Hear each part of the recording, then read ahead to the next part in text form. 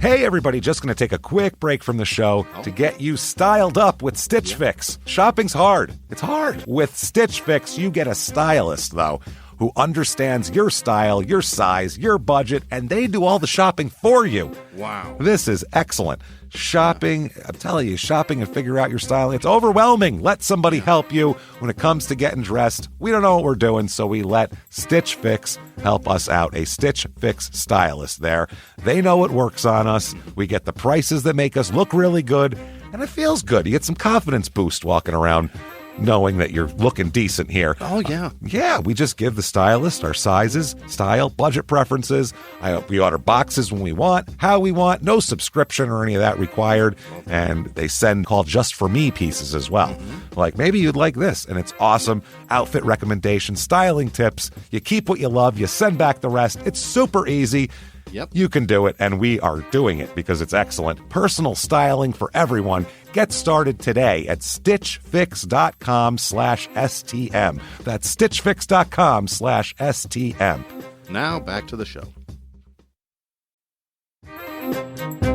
Hey everybody, just going to take a quick break from the show and tell you about Noom. Has Noom helped you? I believe it has. Oh, that's got an app. You can do tracking. It's terrific. It does. And Noom builds personal plans that can meet individual needs. That's the thing. Takes into account any dietary restrictions, medical issues, other personal needs. That helps build a plan that works for you. And yes, so I know that you've had your own personalized program here that you've been working on. And it's weight loss This is weight loss results that last. They stick around because you get yourself into a lifestyle change. That's what matters. That's mainly it. You can't just say, I'm going to cut that out for a month and then go back to it. That's not what it is.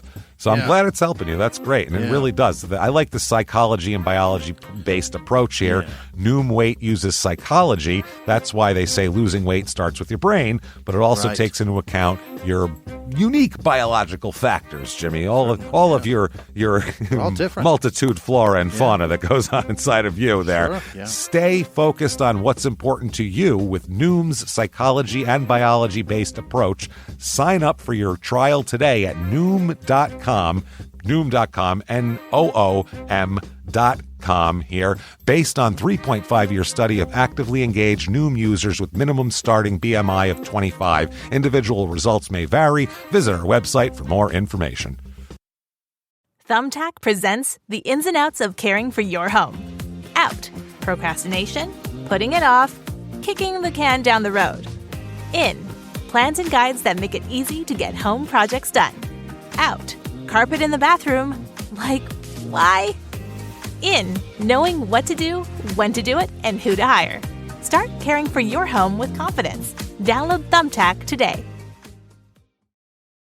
This week, in Coventry Township, Ohio, a person's sudden disappearance to, quote, find themself turns much darker when a grisly discovery is made after a simple, everyday mistake. Welcome to Small Town Murder.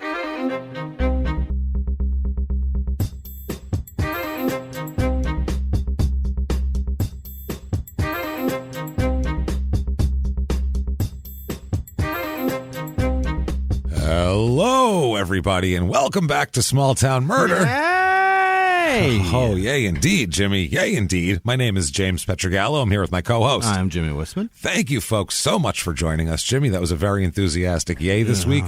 I like that. We have craziness this week. Good. We're in the midst of just a wonderful run of stories, of terrible stories, but good God, have they been insane. So the next few weeks, I know they're all lined up already for us, and they are insane. So humanity doesn't fail us. Wow. When we're talking about depraved shit. It keeps coming, and it delivers every day. It really does. Every day. It's like we have like Depravity Prime.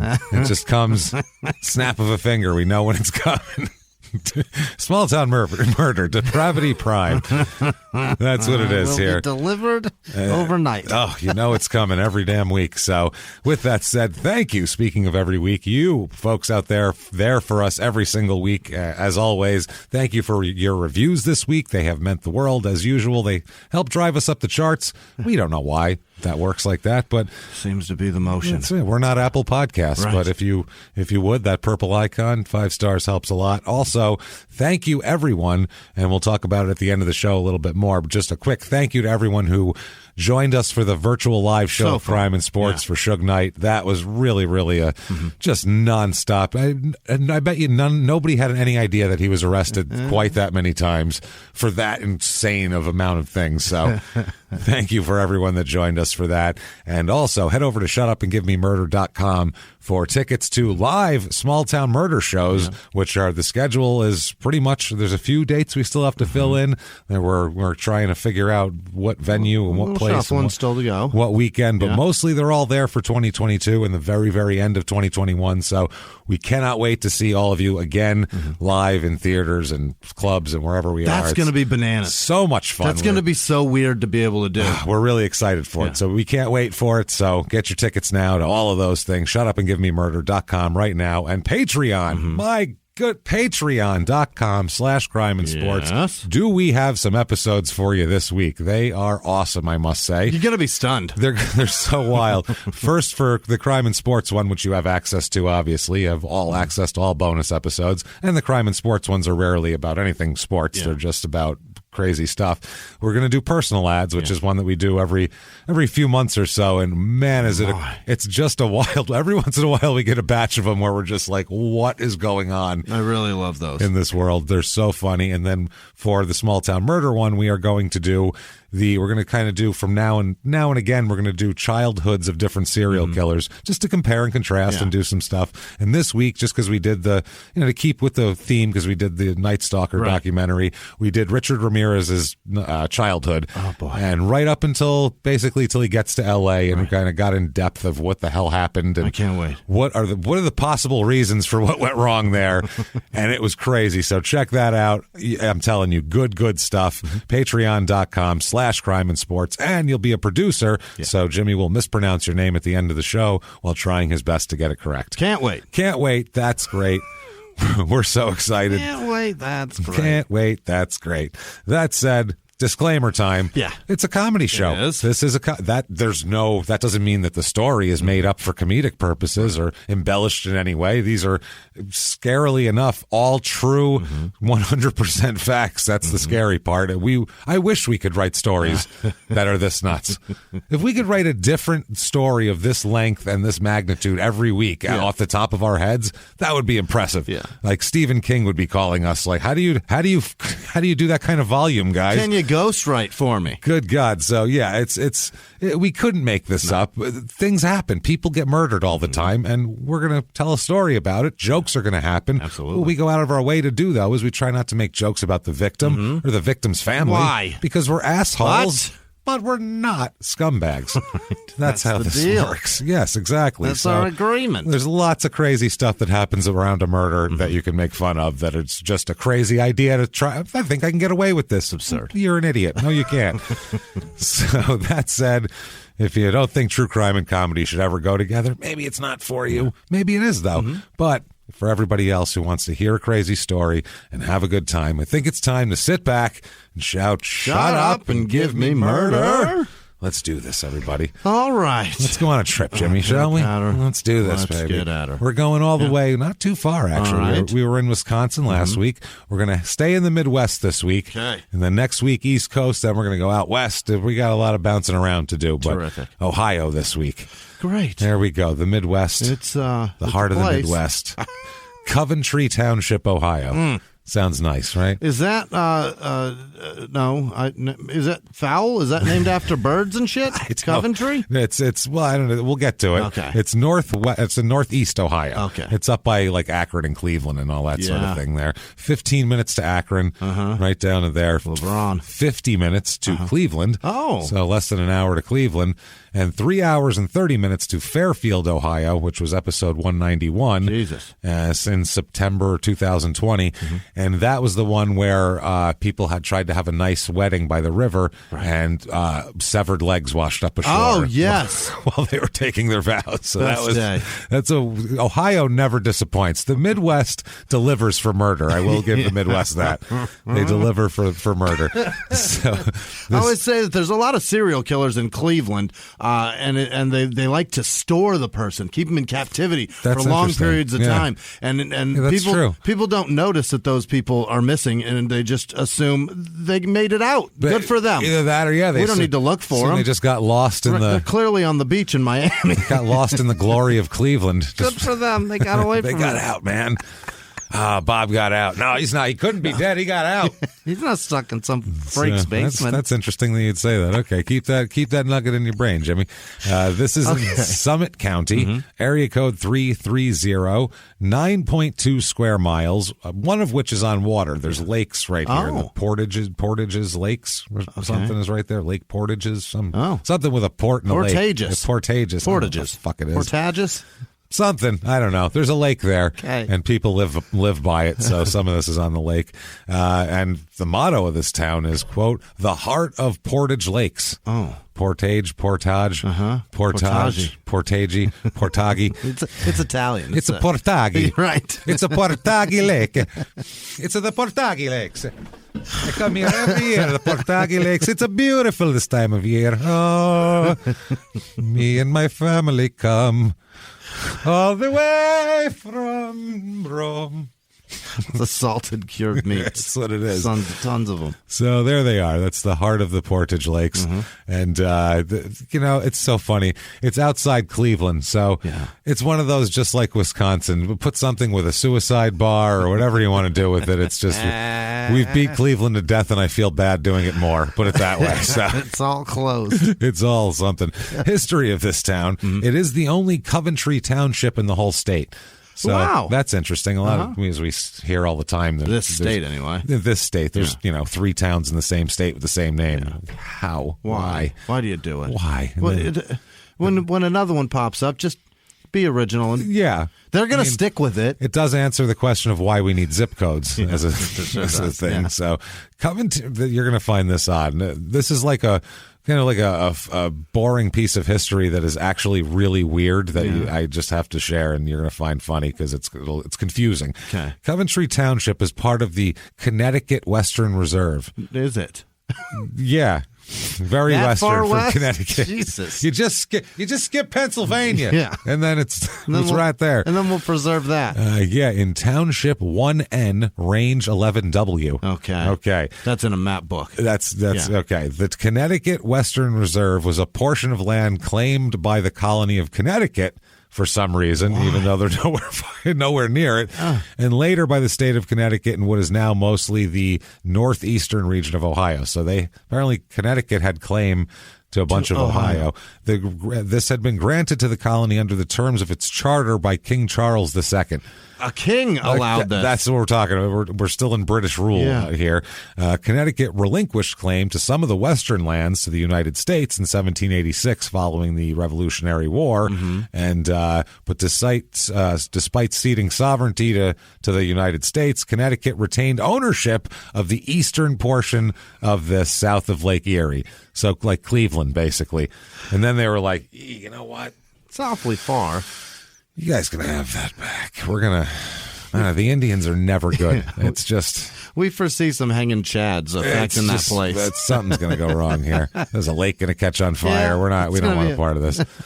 It's sold, much of this Western Reserve, to a group of speculators who operated as the Connecticut Land Company, then sold it in portions for development when new people came. The phrase Western Reserve is preserved in a bunch of things in Ohio, the Western Reserve Academy, Case Western Reserve University, Western Reserve Hospital. Really? Yeah, it's still named that now. Yeah, they call it because people don't know what that means. A lot of people. There's no way most of the people that see it know what that means. Probably not. They weren't alive. Maybe if you live there. Yeah, maybe. But, maybe it's like on stuff, if they have like a piece of a statue or a historical marker or I don't know, something of why. I don't know. But you can't just look at it and see those words and understand what that means. You'd have to do some Googling. Western, well, that's true. Like First National Bank, you know what I mean? Yeah. I'm sure that has some significance. First Interstate, all that shit.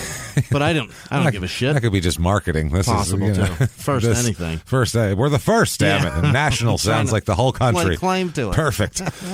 So they said during the 1800s, the Western Reserve area was quote, probably the most intensely anti-slavery section of the entire country. Oh, cool. So they were very much abolitionists here. And apparently due to the fact that there's a lot of rails crisscross in this area, and you have the lake to move shit over and go to Canada and things. This place, there was a lot of coal, iron, ore, and steel, and the county seat of Akron became a major site for the production of rubber and a bunch of shit like that. Cereal. Really? Yeah, so a lot of your cereal came from General Mills, shit like that? I guess came from Akron, and rubber. So cereal and tires. So if your cereal tasted a little rubbery back in the day, like I just taste, my Captain Crunch just doesn't taste. It's not as crunchy. My teeth are almost bouncing off of it. It's very strange. Know what's going on the here. drag races, when we used to go, they do burnouts up front at the very beginning of the race. Yeah. And if you sat too close to the start line, if you had a soda, you would have the rubber rains down on you. You don't realize that cloud, it's making chunks. It's hot. Yeah. And then you're coming down from it. And then you're drinking Sprite with like little sticks in it. And you're like, what are those sticks? That's tire. You're trying to scoop them out. It's gross. It's very gross. Trying to net them Changes out the flavor. with your straw. Lemon, lime, and rubber. And burned rubber. Tasty. Jesus Christ. But it was apparently the B.F. Goodrich Company, Firestone Tire, Goodyear Tire were all located in Akron at the same time. Fascinating. So it was known as the rubber capital of the world. Which could, yeah, exciting. Lots of innuendo there. Very exciting. Yeah. Benjamin Franklin Goodrich lived here, B.F. Goodrich himself. That was his name. His name was B.F. Goodrich. His name was Benjamin Franklin Goodrich. That's right. That's B.F. Goodrich right there. Harvey Samuel Firestone. Oh, my God. These people sound made up because they they're these old company names you wouldn't even think about. It's so funny. These are big wigged fellas that we have on the side of tires now. Yeah, absolutely. These are betired douchebags. They're just tires around their neck that they're wearing as jewelry. Yeah. And also, John Brown, the abolitionist, was resided here for a long time, and I guess that was because it was kind of a hotbed of abolitionist behavior. Great. So the reviews of this town, only could find one review of the town, and this town it's very dull sounding. I'm going to be honest. A lot of towns will say, like, this sounds real panhandly. This sounds real hicky. This one sounds kind of upper crusty, bougie and shit. We'll say all these different things. This town sounds boring. This sounds like this town that Kevin Bacon would have to drive to the outer limits of to dance or something. You know what I'm saying? It's just boring. This is absolutely where spiders inhabit, and that's the biggest thing that happens here. I feel like there's a lot of kids that are like 16 going, can't wait to get out of this town. Like, I'm going somewhere, either to college or just I'm going to hitch a train. I don't even care. I got to get out of this goddamn place. It just sucks. I don't know if it sucks, but it's just boring. You know what I mean? Yeah. Like, so put it that way. Dull would be the way it sounds. One review, 3 stars. Yeah. So just not. I don't hate it. I don't love it. Okay. Just like the town. Quote, I love that it's very family friendly and isn't very noisy. I wouldn't mind more diversity in my neighborhood. Boring is what that says. Yeah. Your kids won't be, stolen from your front yards more than likely. It's sort of quiet, but that's it. It's safe boring. because there's no attraction for anybody to come here. That's what. It's boring. And that's what it is, too. And this town is, it's kind of, but I mean, it's, I guess, a nice place to raise a family. I don't know if you want to raise a safe. Sure. If you want to be bored, some people want to be bored. Absolutely. So I'll go there.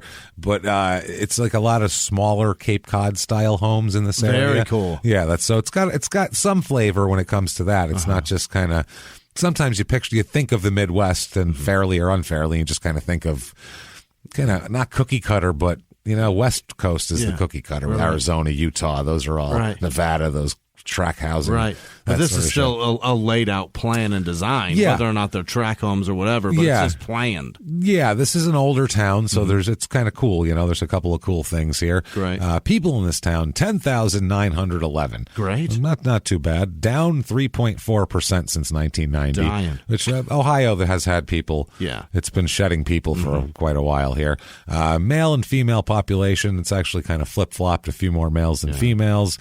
Median age is a little bit older than normal. It's almost 45. It's usually about 37 and a half, but just a few more older people. It's just kind of skewing that way. Yeah. A little toward the more boring side. Sure. That's all. Married population is actually less than normal, which you would not expect, actually, from here. Yeah. It's every once in a while you get a stat that's kind of like, well, that doesn't make any sense. Single with no children, 16.5%. Holy it's shit. Usually 10.3%, so get your party on. Get in here. Coventry Township, if they got a couple of bars in that town, they're hopping. Single and no kids. No kids. 16%. Single. Woo! 16%. Wow. Almost 1 in 5. Yeah. That's pretty good, man. Wow. That's good. That's not bad if you're single looking for something. You got it. Divorce rate's a little higher than normal, though, too, so you're going to have that. Maybe they got divorced without having kids, though. There's that. That's getting out. When you pull that off, you got out ahead of time. Those people I'm impressed with. Yeah.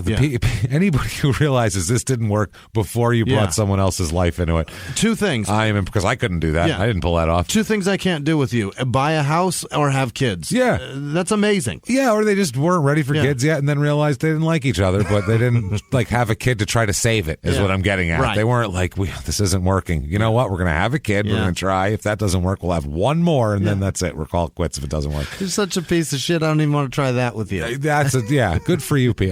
Pat on the back. Incredible. Hats off to you. Race of this town, 95.2% white. Mm-hmm. It's pretty white, I would say. 1.6% black, which, I mean, within that vicinity to Akron and Cleveland is very little black people. And being that this town was home to lots of abolitionists. Yeah. That's pretty wild. I don't know if that translates today for anything. Yeah. Like, I'm going to move to Akron because but if John Brown lived there in 1858. That's kind of... But historically, if families set up shop there for years and years and years, you know what I mean, because of the fact that they're free there. That's true. You know what I mean? You'd think that there'd be generations of black people there who just were jacked about being free. Or perhaps there just wasn't enough black people that were free to get them there. That's also possible. Yeah. And it's weird because Ohio has kind of like towns that are like have different flavors to them because what's the town Dave Chappelle lives in? I don't even know what it's called. What is it? Youngstown. Is it Youngstown? No, it's not Youngstown. No. That's the bigger one. That's the one with... Never mind. That's when we were talking about a lot with Maurice Claret. What the hell? Where the fuck does he live? I don't remember. I can't remember either. It doesn't matter. I was going to ask you if this is where Dave Chappelle lives. No, it's not. Because, definitely not. Because I don't know. They would talk about it a lot, I assume, rather than Benjamin Franklin Goodrich. Yeah, that would be on your sign, home of Dave Chappelle. Something, or at least on somewhere. Asian, 1.3% Asian, and 1% Hispanic, which is quite low, I would say. That's very low. Religion, little under average, about 47% religious, and it's mostly Catholic here, which is... I guess I don't know. It's sort of the north, yeah. It's up north somewhere, but it's north not. As fuck. But if you go to like Wisconsin or like Minnesota, there's much more. Yeah, you're into like more of a Lutheran. This may be the last bastion for Catholics. That's it. Anywhere, it's the last stop for Catholics. Everybody, the train whistle blowing. No Catholics past this point. West of here's a little unsafe for you guys. That's sorry. I'm not quite as enthusiastic about you back there. 0.4% Jewish, so sorry about that. Yeah. No singing, no dancing this week. Yeah. 0.3% Muslim. Politically, last election, it was 54% of people in Summit County voted Democratic and 44.4% voted Republican and only 1.7% independent. So what decided? Well, that's because very decided. Ohio is a swing state. You see more of an independent vote in the states that are givens. You know what I'm saying? Because there are people who are like, my vote doesn't matter. I'll vote for fucking Mickey Mouse. What do I care? It's going this way anyway. Whereas a state like Ohio, I think people are like, this actually counts. Yeah. I should actually vote for the person I think would do a better job. That is the number one write-in candidate still today. I'm not gonna write in Hulk Hogan on this one just because, maybe not. If you're writing in Mickey Mouse, you're a fucking asshole. Stop it. Even if he won, how's he going to take office? Right. This is what I mean. What are you doing? What's going to take? Is it the voice of Mickey Mouse? Do we just put a costume, or do we animate the State of the Union speeches? How does that work exactly? Stop doing it. Madeleine Albright, stand on this green screen while the President of the United States meets you. My fellow Americans. No, I can't do it. Not doing it. No. Unemployment rate in this town is 4.6%, which is higher than the national average right now. And the household income, though, is right around normal average. Normal in the country is about $57,500. Here it is $55,000. Okay. So pretty close. Few more manufacturing jobs than normal, and that's kind of why I think the unemployment will ebb and flow and drop with a couple percent. If factory shuts down, there's a couple percent of the people out of work. And pretty decent scratch, too. And would that make decent money. Exactly. A living, a livable wage. Cost of living, overall, it is 79 out of 100. So not that bad. Yeah, that's low. Housing is the lowest thing. That's a 59 out of 100. Median home cost $136,500, which that's low. It's about 231 in the rest of the country. Right. So that's very low. And in this area of the country where it snows so fucking heavy, those are some cheap, leaky houses, right? Oh, well, yeah. Those are houses you have to fix, and you have to fix roofs a lot and shit like that. Roofs, doors. There's a draft in these motherfuckers. Oh yeah, you're gonna. Well, if it's an older house, anything older, once it settles a little, things aren't even anymore. There's always something imperfections with these old houses where you're like, that's not good. Yeah. Someone have to fix that. That's gonna be expensive someday. And you'll humor yourself, going, well, I mean, it's been like that for probably 50 years. So I mean. So it's probably fine. It's honestly, I feel like I would be ruining it by changing it. I don't know. I'd ruin the historical significance of this. What I'm doing. Apart from how my dick shrivels when I get out of the shower because it's freezing right there. That's an issue, but I think I can live with it.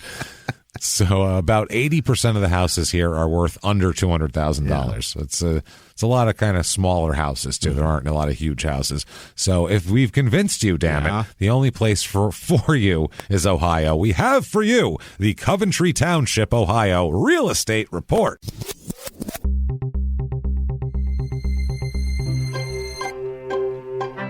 Your average 2-bedroom rental here is lower than the rest of the country. It's about $810, which is about normal to the housing price. I found a 2-bedroom, 1-bath, 924 square feet. Okay, it's a little bit run down. Yeah. It's brown. Yeah, but it's near the lake. It's within striking distance of the lake. Yeah. So 1,000 square feet. You have that. 924. Not even 1,000. Not even 1,000. Not even, no. It's closer to 9. Yeah. $79,900 though, and you could be near a lake. Okay. So that could be, if you do okay, if you're doing decent, you could get like almost a second place to go to the lake. Yeah, I don't know if you live nearby. I'm not buying it, but someone could. Yeah. I found a 3-bedroom, 1-bath, 1,592 square feet, kind of your standard doable family home. Decent little house, nice porch. Sure. Good yard. Yeah. Messed up, half falling down chain link fence in the backyard. Oh, that's a bad sign. That's not good. That's like when you see the droopy ceiling fans. You go, ooh, something bad. Right. Somebody gave up around this place, and it's how long did they give up for? That's what you have to then inspect. Also, chain link is about 2 feet deep, so you got 2 feet of lazy soil falling down. Oh boy, I don't know, or just messed up chain link. One of the two. $139,900 for this little piece of heaven, though. Yeah. And finally, I found a 3-bedroom, 3-bath. It's 3,236 square feet. Okay. So it's a nice house. Yeah. It's on 1/3 of an acre, so not the hugest lot, but not a tiny lot. It's a nicely done house. It's got like the kind of pointy, almost like what's that pointy A-frame? Entrance? Yeah. Kind of, but then it's brick on the sides of it. It almost looks like if you drew it, it would look like a little house from a fairy tale. A little tiny book. castle. It's a weird little house, but it's a cool kind of looking architecture, nice yard. $634,900 though for this, which. Holy shit. Seems steep. Yeah. You should be able to get more Ohio for that, I feel like. Right? More land, sure. Am I crazy? Yeah, I feel like a little more of I expect more Ohio from you. For more than $500,000? Very much more. Yeah, $135,000 more. That's a lot.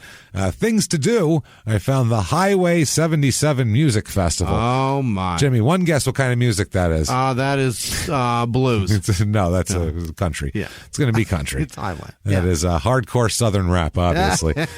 So it's going to be held at the Tom Benson Hall of Fame Stadium. This is near the Canton, like near the Football Hall of Fame in Canton. This place Tom Benson? Do I know who that is? I don't know who that is. Tom Benson Hall of Fame. Yeah, I just hear Hall of Fame Stadium. Oh, I'm sure there's a bunch of Tom Bensons, and this is where they honor the best Tom Bensons. This is the Hall of Fame of Tom Bensons. If I just hear Benson, I think of the show Benson. I just think of Robert Goulet. Yeah. No, that's not. Is that Goulet? Not. Is that? It's not Goulet? No, that's the other guy. It's not Robert Goulet. That's a white guy.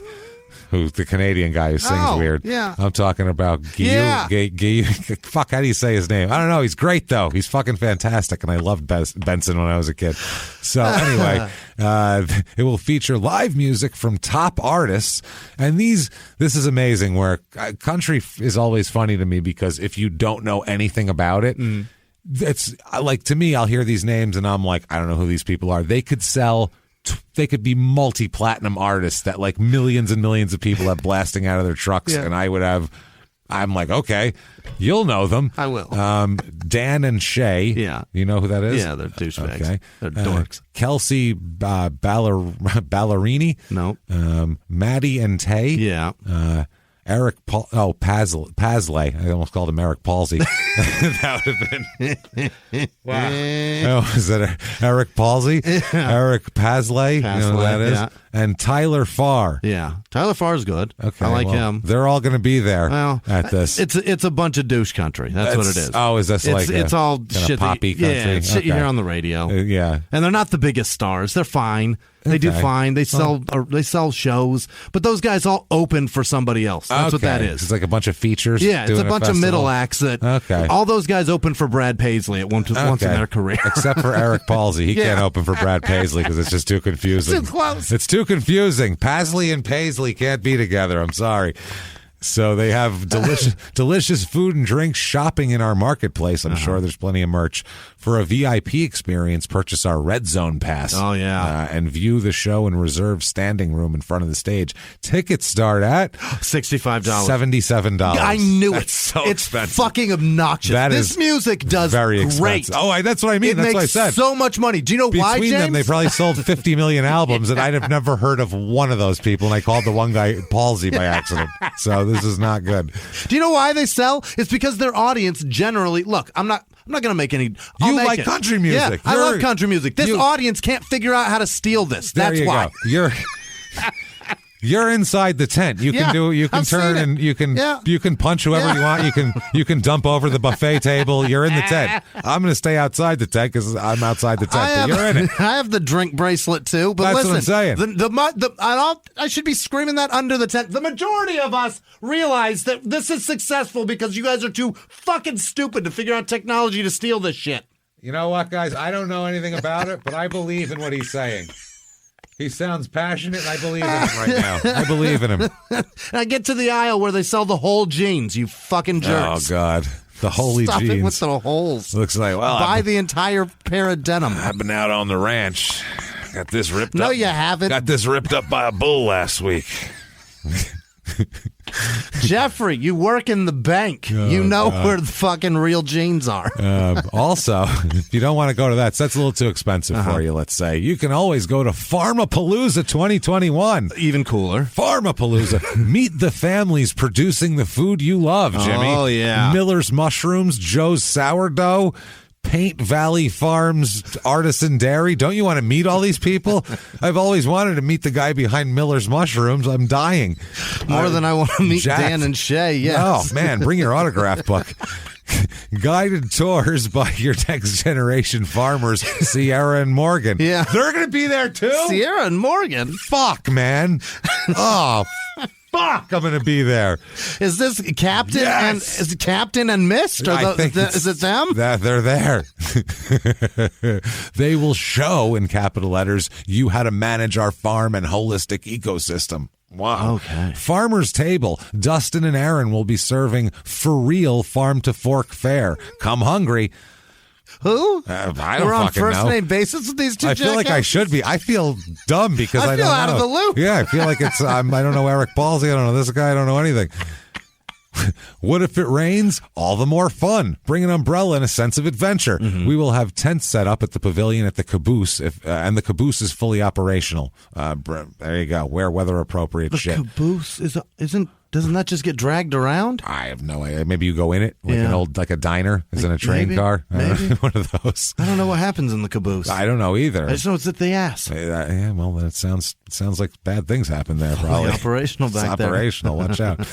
Crime rate in this town, a little bit. Property crime is slightly over the national average, actually, which is you wouldn't expect. I don't think here, just by the way everybody sounds like it's so boring. Douche country fans love. You know what? Shit. I'm breaking some violent crime though. Murder, rape, robbery, and assault. The Mount Rushmore of crime is about half the national average. They don't have the balls. Nope, they won't follow through on it. I ain't going to hit you, pal.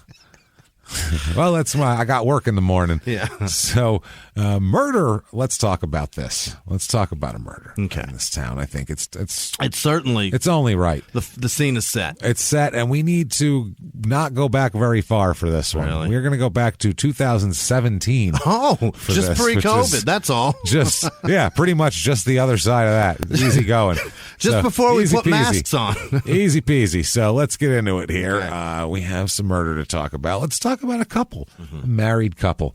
They were married in 1994. Yeah. And it's 2017, and they're still together. So remarkable right off the bat. 23? That's 23 years. Not bad, Jimmy. Not bad.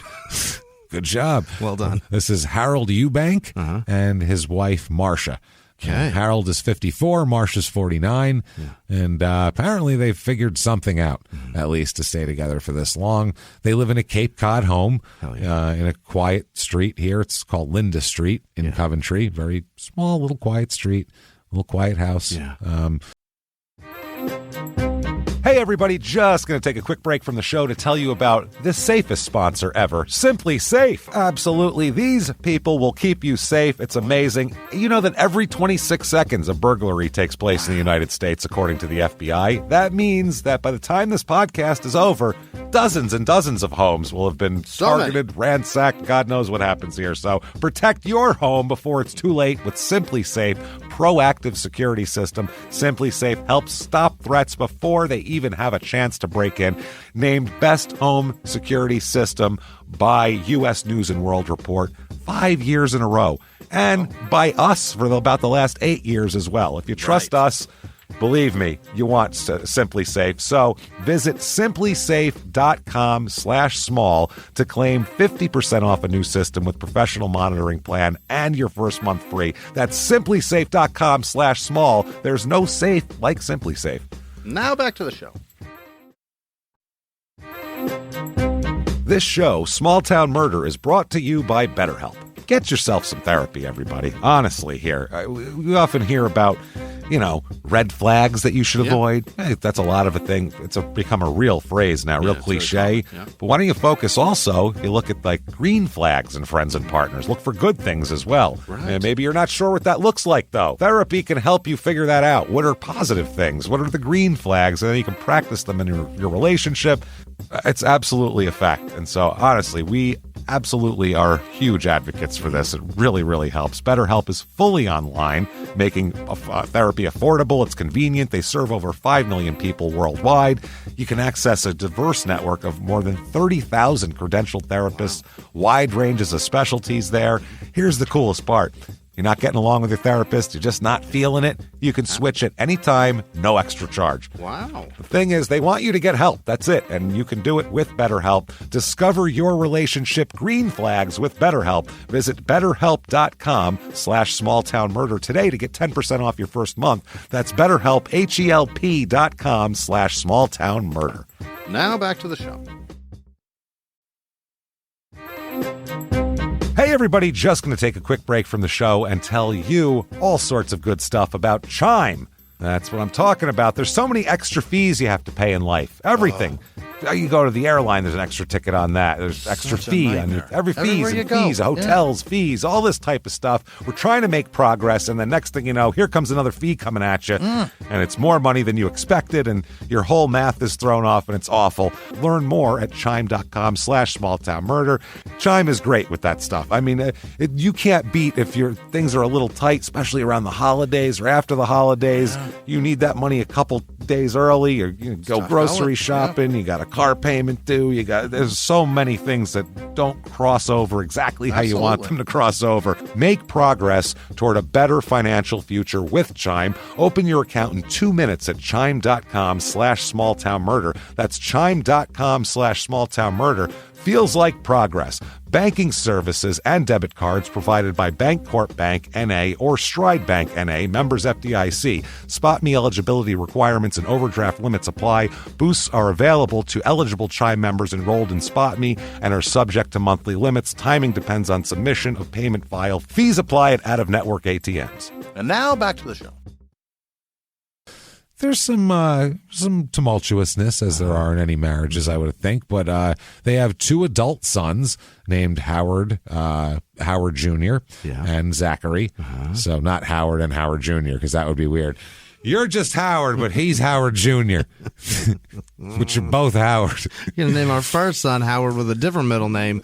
That baby doesn't look like my seed. I'm not sure about it. I'm not so proud of that one. He's still Howard, don't get me wrong, but just not Junior. And then the other one comes out. That one I am proud of. That's a Howard right there. That looks like me. So they have Howard and Zachary, and the older one, Howard Senior here. Did I call him Harold before?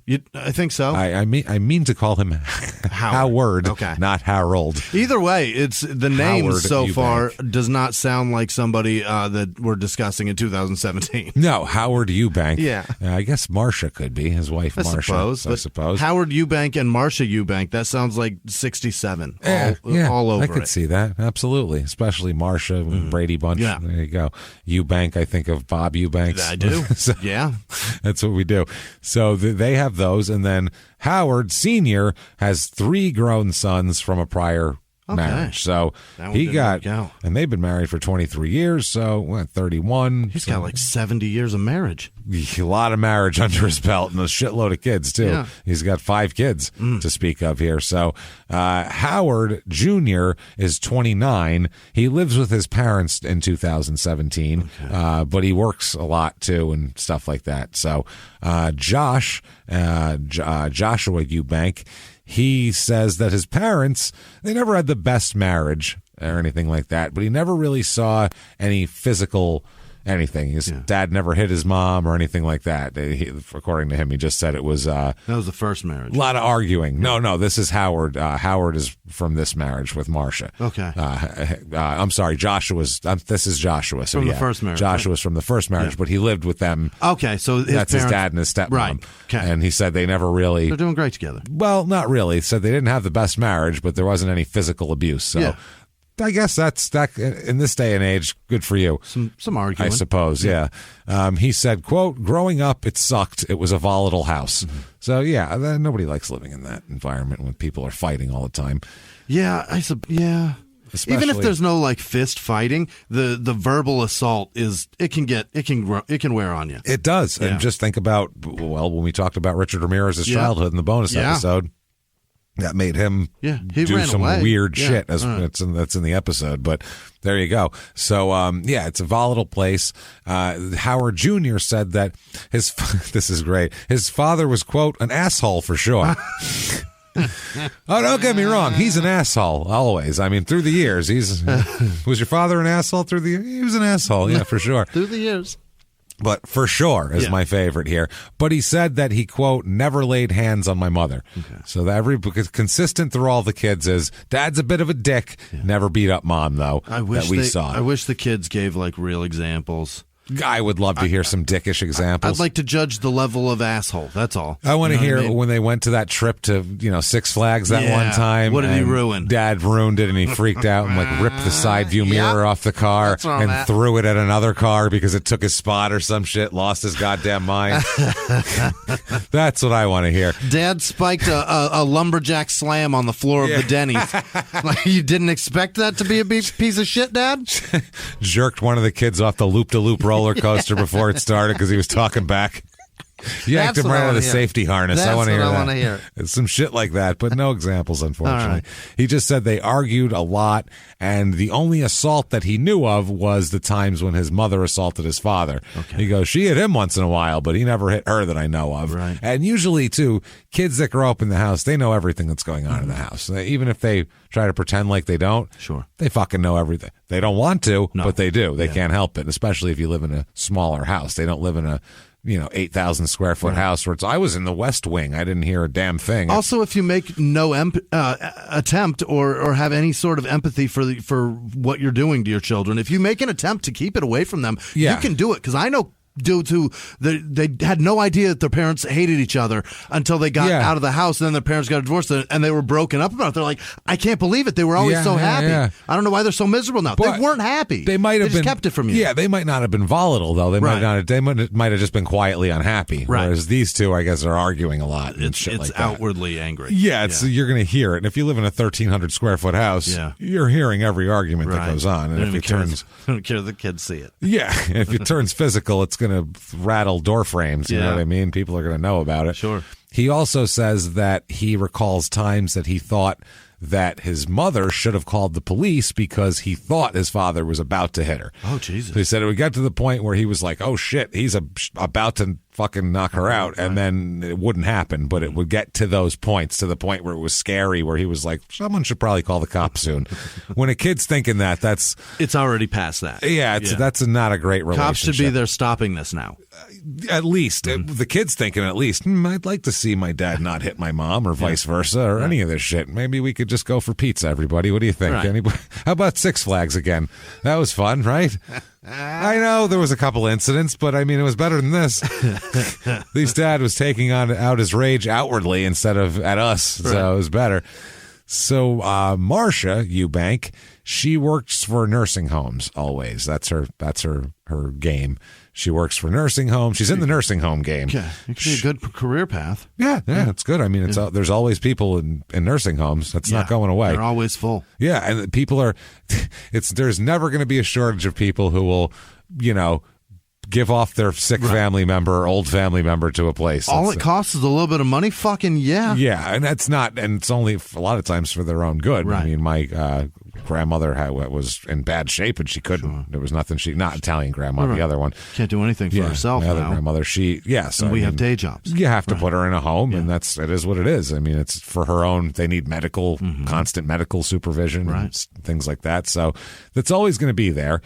She graduated high school in 1987 from Green High School. And, she's been working kind of in different nursing homes. She didn't have a job for a couple years, it seems like. She worked at one nursing home, and then in 2013 stopped working there and kind of wasn't working for a couple years. And then we'll talk about, she gets another job. Howard Sr. drives a truck. Hell yeah. He's a truck driver. He does maintenance for Warren Pump and Supply Company in Akron. I wonder what that's they do pipes. Oh. I don't know what kind of pipes, but pipes of some kind. Pump and Supply. And he does stuff like that. And Marcia also cleaned at the Chapel Hill Retirement Community in Canal Fulton on and off around this part, too. Okay. So they're working, They're hardworking people. Now, Howard had worked for this place for 10 years. He said he drove a truck. He did things like that. Apparently, he did a little bit of everything. And his supervisor said he has a very good disposition, and people, quote, like him real well. Okay. So there you go. Yeah. I like him real well. Good for you. Very proper. So, I mean, at work, so that's the other thing, too. A guy could be... Even, I'm not saying he was, but let's say a guy is like a jerk to his wife and all that. A lot of guys, especially older guys, could do that, but at work be the greatest guy in the world. That Employee of the month. Yeah. And he's, ask him to help you out, boy. He's right here. Yeah. He's the greatest guy. And he goes home and he's just beating the shit out of his kids and his wife. And he's a nightmare. That happens a lot especially, like I said, the older generation for some reason. So, Howard also... Problem is, and this is not at work, obviously, because he has a sterling record there, but Howard likes to drink. Yeah. He's a drinker, and he's a hard worker and a drinker. And functioning alcoholic. So at times, it seems like, yes, and his drinking ebbs and flows, as a lot of people's do when they're trying to get a little better, and then it doesn't work. And then you get frustrated with something, and back to the sauce. Back to it. He has... apparently a few DUI charges that he's had over the years. Yeah, he's no stranger to DUIs. Wow. He's had a few DUIs. Driving is not his best field. He had a couple of, no license and driving over the speed limit and all this other shit and drunk driving charges, and booze and cars and Howard are a bad mix, basically. And it's never stopping. It's not. Marcia never has any of that stuff. She's not really a drinker or anything like that. It's Howard. Now, over the course of the beginning of 2017, Howard Jr. says his father seemed to be getting better about drinking in his mind from what he saw. Now, Howard Jr. is not in the house all the time. Right now, he lives there, but he works long hours. So, I mean, if you work 12 hours a day, you're not seeing much of what's going on in the house. And he's got his own, he's 29. He's got his own life. I'm sure he's not like, okay, Mom and Dad, what are we watching on TV tonight? Sitting between them on the couch and shit. You know, it's 2017. He's got some sort of... He's betwixt him with the popcorn bowl. Yeah, he's swiping one direction or the other in his bedroom. Trying to get the fuck out of the house. He's doing something, or he's too tired to, and he's passing out after a long day at work. Either one here, it doesn't matter, but he says that Howard Jr. says he and his father went out for beers a few times over the early part of 2017, and Howard didn't get drunk. He said for his dad not to get drunk is, that was something. Normally you go out to a bar, he's getting shit-faced. So and he's one of those people that you can tell when he's drunk? Yeah, apparently. Apparently he didn't have like 9 beers. They went out, they had 3 beers, and they went home rather than having, I don't care how well you handle booze. If you have 9 to 10 beers, you're fucking drunk. That's what I mean. And also, the thing is, after that, too, maybe you'll start going into, I'll take a couple of shots, too, and then it's really going to escalate quickly, and that's when people get real sloppy and shit. So he said also during that point, he thought his parents appeared to be getting along better, and he attributed that directly to his father's less drinking. So it's like those two things hand in hand. Weird, right? Isn't that strange? It's strange that if you can cut off a little bit of some substance abuse, your relationships in your close personal circle, they thrive. Yeah, absolutely. They do so much better. They seem to do better. It's weird. It's so strange. Just an odd thing. It's weird that something that is a foreign substance to your body would pollute your behavior. Yeah, that you have to have on a daily basis, or else you won't act normally. Right.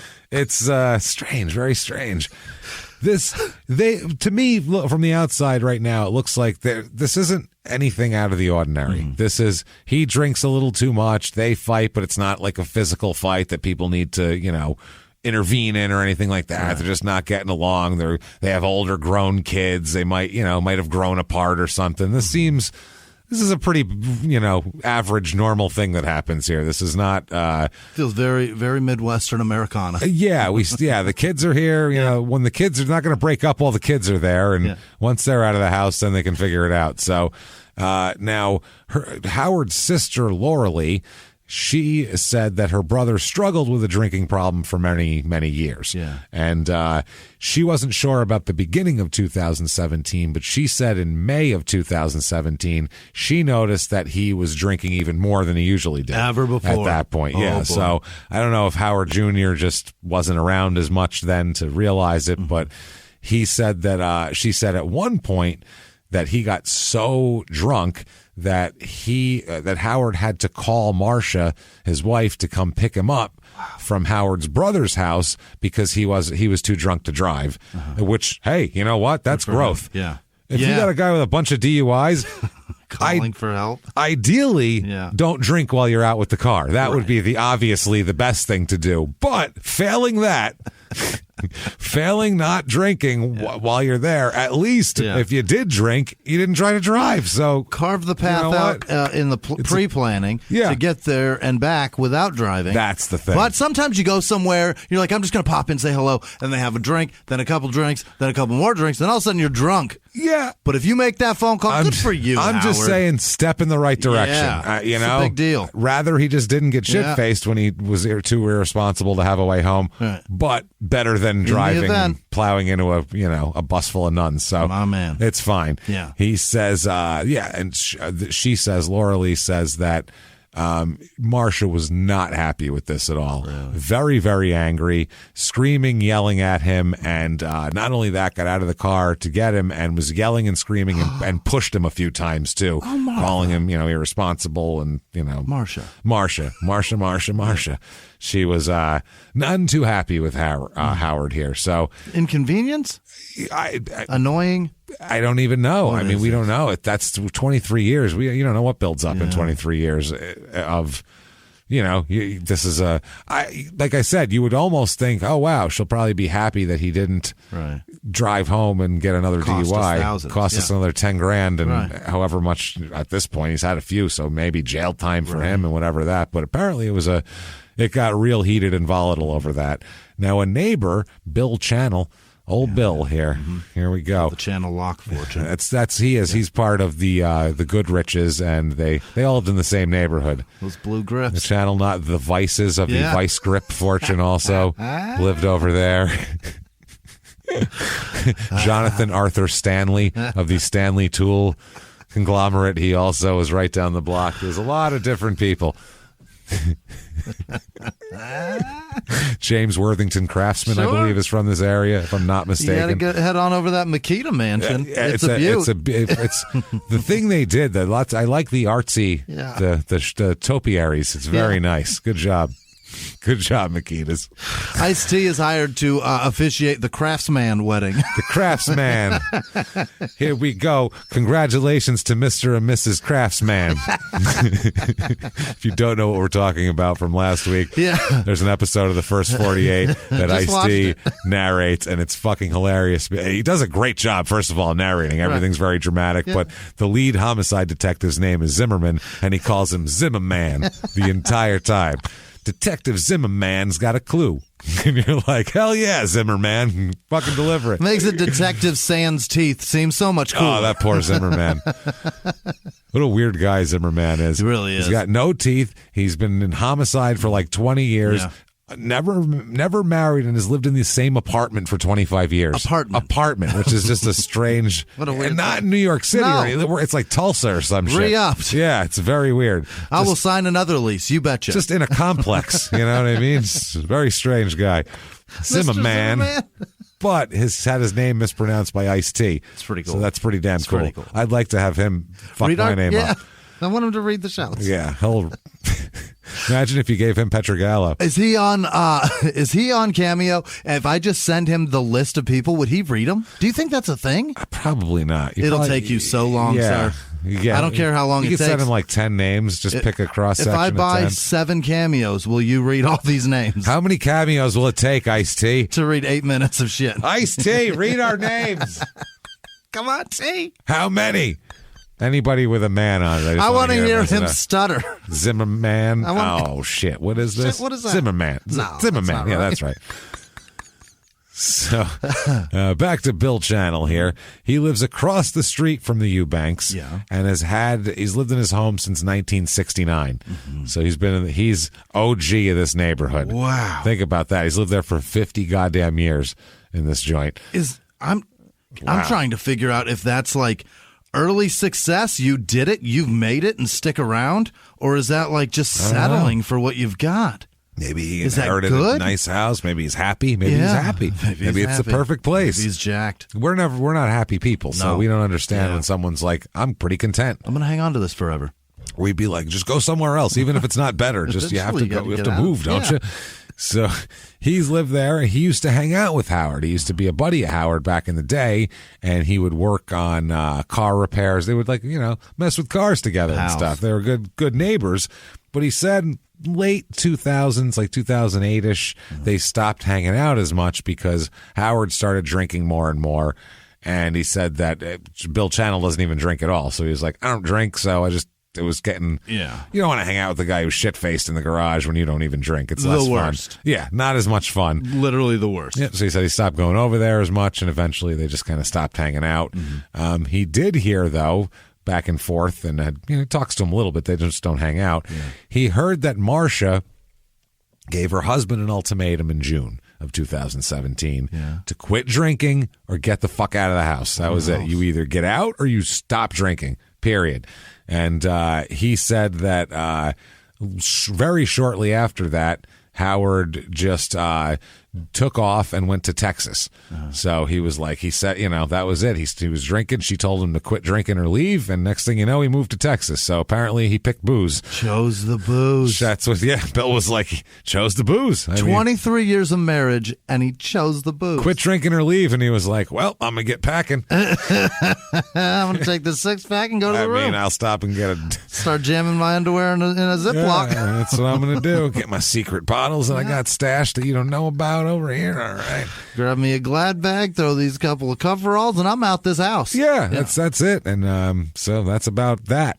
He ends up Howard apparently goes off to Texas, and family and neighbors all were told he's going to Texas, and and they said too he would go. He drives trucks, and sometimes there'd be a job where he'd have to be out of town for a little while, so he'd be gone for a week or two at a time sometimes, and it was not abnormal for Howard to be out of town for a while, and so nobody thought anything of it. That's fine. Howard's going to Texas. They don't know if he's leaving for good or if he's going on a job, and to clear, because you could say like at work somebody has to go do this Texas job, and he's like, I'll do it. Fine. I got it. What? Perfect thing. I'm gonna go apartment hunting anyway. Perfect thing to get. Just I need a break. Something like that. His sister Laura Lee, who we've talked about before, she saw her brother at the end of May, Howard, and said the two of them were close and would always exchange text messages and stuff like that, and talk on the phone all the time, and they were very close.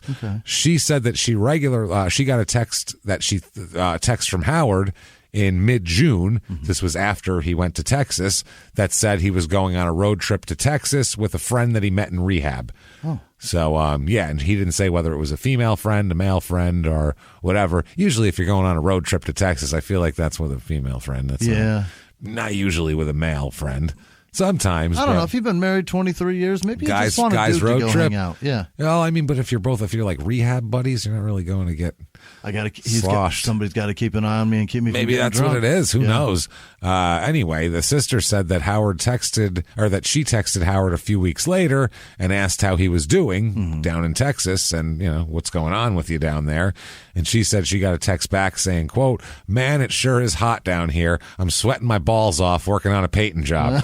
So, Howard seems like a regular kind of guy. He does. There you go. Sweating the balls off down here. Jesus Christ, Texas is hot. I feel for you, Howard, because I don't want to paint in Texas either. That's rough. And to go from Ohio to Texas, that's certainly the phrase you're going to use. Yeah, sweating my balls off. Texas, too, isn't like Arizona's really hot, and you can say, quote, it's a dry heat. When it's 115, I don't care what the moisture level is irrelevant at that point. It's completely irrelevant. Fire is also not very humid. Your oven seems to be fairly dry. Yeah. Your turkey is certainly cooked. That's why you have to baste it, because it's dry in there. Right. Some more humidity and you wouldn't have to baste the turkey. But take a lighter and light it and put your hand over it. Dry heat. Yeah. Very dry. Fucking hurts. Hot as shit, though. That's the problem. Texas is hot, 100 degrees and humid. It's super humid. It is wild hot down there.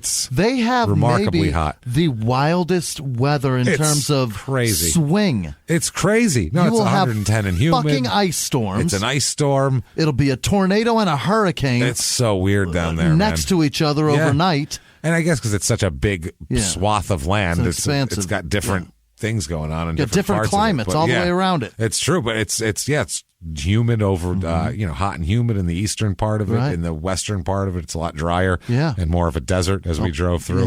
There's nothing there. You son of a bitch. Rough. Awful. Rough stuff there. So, and you'll hear a lot about living in El Paso if you listen to the Patreon episode of Richard Ramirez's childhood. Tremendous. That's where he was. So, he's sweating his balls off working a painting job in Texas. So that seems okay. Didn't give a specific town that he went to? No, he just said Texas. And he was kind of vague with everybody and kind of telling everybody. He told some people that he was on a soul-searching trip. He told others that he was trying to clear his head. So clearly he's got stuff going on. You know what I'm saying? Yeah. You go that swing of a climate, though. You're not searching for your soul. You're willing to sell it for a glass of water. Or that's where you had an opportunity to go for a little while. Because he's not a rich guy or anything like that. It's not like he can go, I'm going to La Jolla for the week. He's, if there's a chance I can go down here and get some work done, I'll do it. I'm going to go to the Sands Rehab up in Malibu. I don't feel like he's got much of a choice. Going to a one-word rehab center like Whispers. Yeah, none of that shit. Some place that magically fixes your life? No. He's going to Texas to do paint work, which is, I don't know if that's the recommended medical rehab assignment, but whatever. That's how you're going to keep from drinking? I get that. It seems like at the end of that day, you would want to drink a lot. Yeah. It's so hot. Till death by morning. Covered in paint, all hot. Yeah. No good. So with a problem? Fuck. Yeah. You'd be with your rehab buddy. Right. You give each other the eye and be like, we're getting shit-faced. I'm not wrong for wanting to be just fucking hammered right now, right? We were painting all day. Hell no. So they... he's down there, and so everybody's kind of like, what the hell's up with Howard? But Howard's not the type of guy who kind of doesn't tell you everything he's doing. He's not. He can be kind of mysterious sometimes, so they're like, well, that's kind of Howard. I guess that's what he's doing, and they don't know if he's on a drinking binge or trying to dry out or what. And he's 54 years old, and it's really none of their business, so they're kind of like, as long as he communicates and tries to stay in touch, and they try to stay in touch with him, what the hell else are they supposed to do? You know, he's a grown man having problems in his life. So... one point, Laura Lee calls Marcia and tells her, that she's sorry that her brother left. I'm sorry about what happened with you and my brother. Sorry he left. And, just sorry for all the problems you guys are having. And I hope you're doing okay. Right. Just, she's been her sister-in-law for 23 years. It's a normal thing to do. She said that Marcia told her that Howard, quote, blamed her for everything and had been drinking a lot. So had been getting drunk and blaming her for things, which is really standard behavior for when you get really drunk. Sounds like an alcoholic. Yeah. I ran the car into the tree because you don't stop nagging me. That's why. I didn't want it anymore. That's right. People rarely get drunk, Listen, man, I just want to tell you, it's all my fault. Yeah. This whole thing, I didn't mean to do all this. It's one or the other. I just want you to know. Yeah. Apologize. It's either that I'm going to be better or the opposite. Yeah, it's either it's all your fault or it's all my fault. It's my fault. It's always, listen, I've had enough to tell you what I think. No, sometimes people are like, why did I do it? They drink to beat themselves up, and they're like, oh, it's all my fault. And you're like, what are you talking about? You didn't do anything wrong. Like, what are you talking about? My grandmother, man, I could have saved her. She was 102. She lived. What are you talking about? I could have. If I went over there that day and I told her I loved her, she lived another a while. But at least another 6 weeks. I know it. I could have bought her some time. She was a broken heart. That's what it was. She died of a broken heart. She died because she was 102. The fuck are you talking about? That's either one or the other. Either that or you did it all. I failed English class because I didn't meet you yet. Like, what are you talking about? That is the 7th grade. But it's mostly I've had enough to drink, and now I'm going to tell you what you've done. No, I'm going to tell you why you've caused this. Right. So, she tell you why you suck. Because, before you tell me why I do. Right. Before you get a chance. So she said, drinking a lot, blaming her for everything, and kind of not really disappointed that he left. Need the break, need the maybe this is it type of thing. So Laura Lee says she doesn't receive any more texts from Howard after that. No more texts back, no more nothing. He just stops communicating with her, which she finds very strange because they're in a lot of constant contact. But if he's off soul searching, sweating his balls off, or on, who knows, by now could be on some kind of bender, several states away. What are you supposed to do? Yeah. So she did hear, though, from a friend that Howard did make a Facebook post saying that he was changing his phone number and would give it to everyone once he, quote, found himself. Okay. So listen, don't want to hear from anybody now, but once I do, y'all will know where to find me. Yeah. So that's, people do that, man. I'm going to find me, and then you will. And then you can find me, but I got to know where I'm at before you do. That's how it works. He sends everyone a message at one point here. Now, in May of 2017, rewind a little bit, his son Jonathan is getting married later on in the summer. Yeah. So in August. So Jonathan said that, quote, we were talking about him coming to my wedding, and this was in May, and how excited he was to come and how proud of me he was, and he couldn't wait to, come to my wedding and, be proud. Proud dad of the groom here. Huh. He said, and then middle of June, we get a message saying that he left my stepmom and went to Texas and never showed up for his wedding or anything. Jesus. So he was like, he was pissed. He was like, what a fucking dick, basically. Huh. He knew I was getting married. We talked about it. Everything's great. And then all boom. Said he was proud. Yeah. Now he's gone and, probably shit-faced somewhere in Texas. And now I don't have my dad at the wedding. Great. So, on Facebook, he says he's changing the phone number, like I said.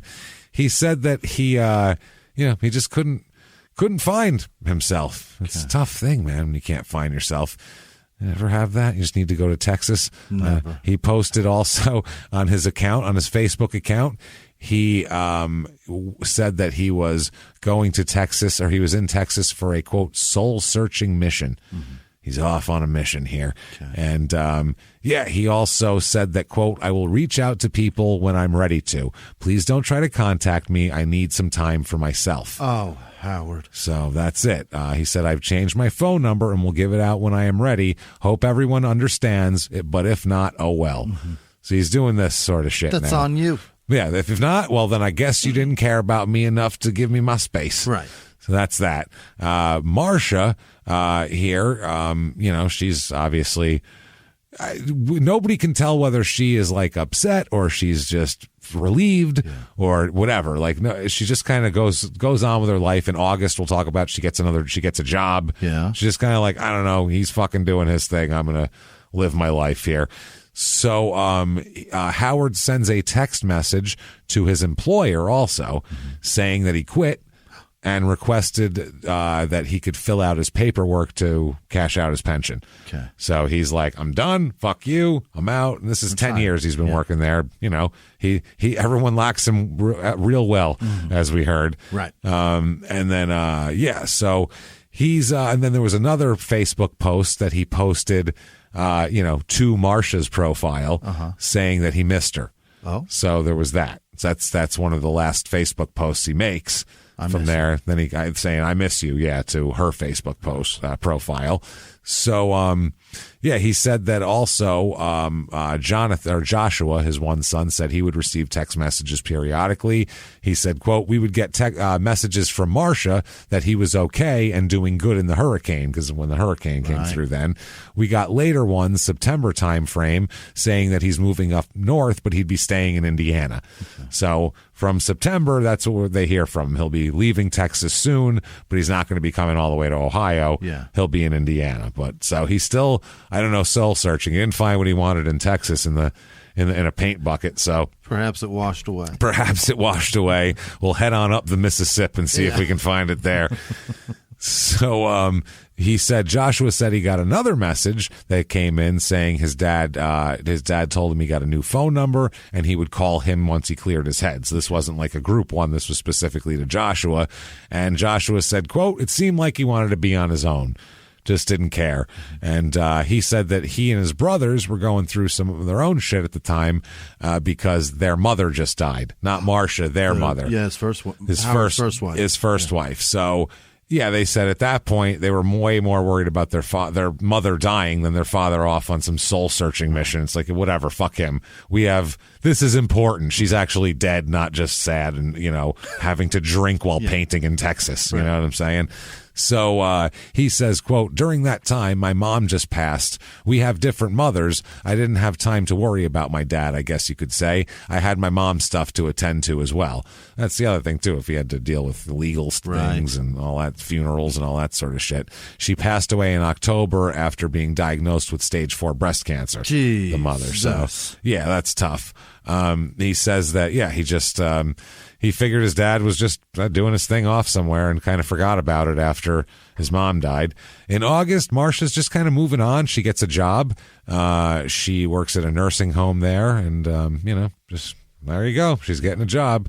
Now, October, like we said, Jonathan, the son, the first wife dies. So, he visits Marcia to pick up a younger brother of his, the other Eubank, the one with the different mother. Zach. There you go. They pick them up. He goes over to pick him up, and he goes, he said, quote, I seen his mom, Marcia. I even gave her a hug. My wife even gave her a hug. It's the first time she ever met her. And so, there you go. Hey, everybody, just going to take a quick break from the show to tell you about a healthy, delicious item, Hero Bread. And we're both trying to get healthier this new year.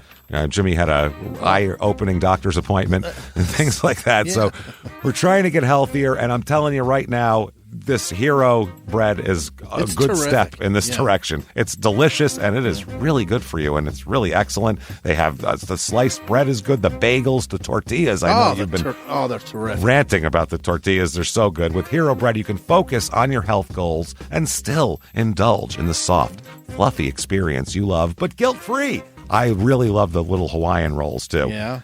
They're so good. They're so good. The Hawaiian rolls, they're legit. They're fluffy. Yeah. They're exactly how you want them to be. You'd never know it's low-carb and high-fiber bread from the texture.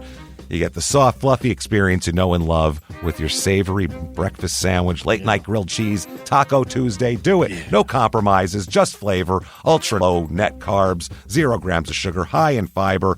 It's fantastic. Hero Bread is offering 10% off your order.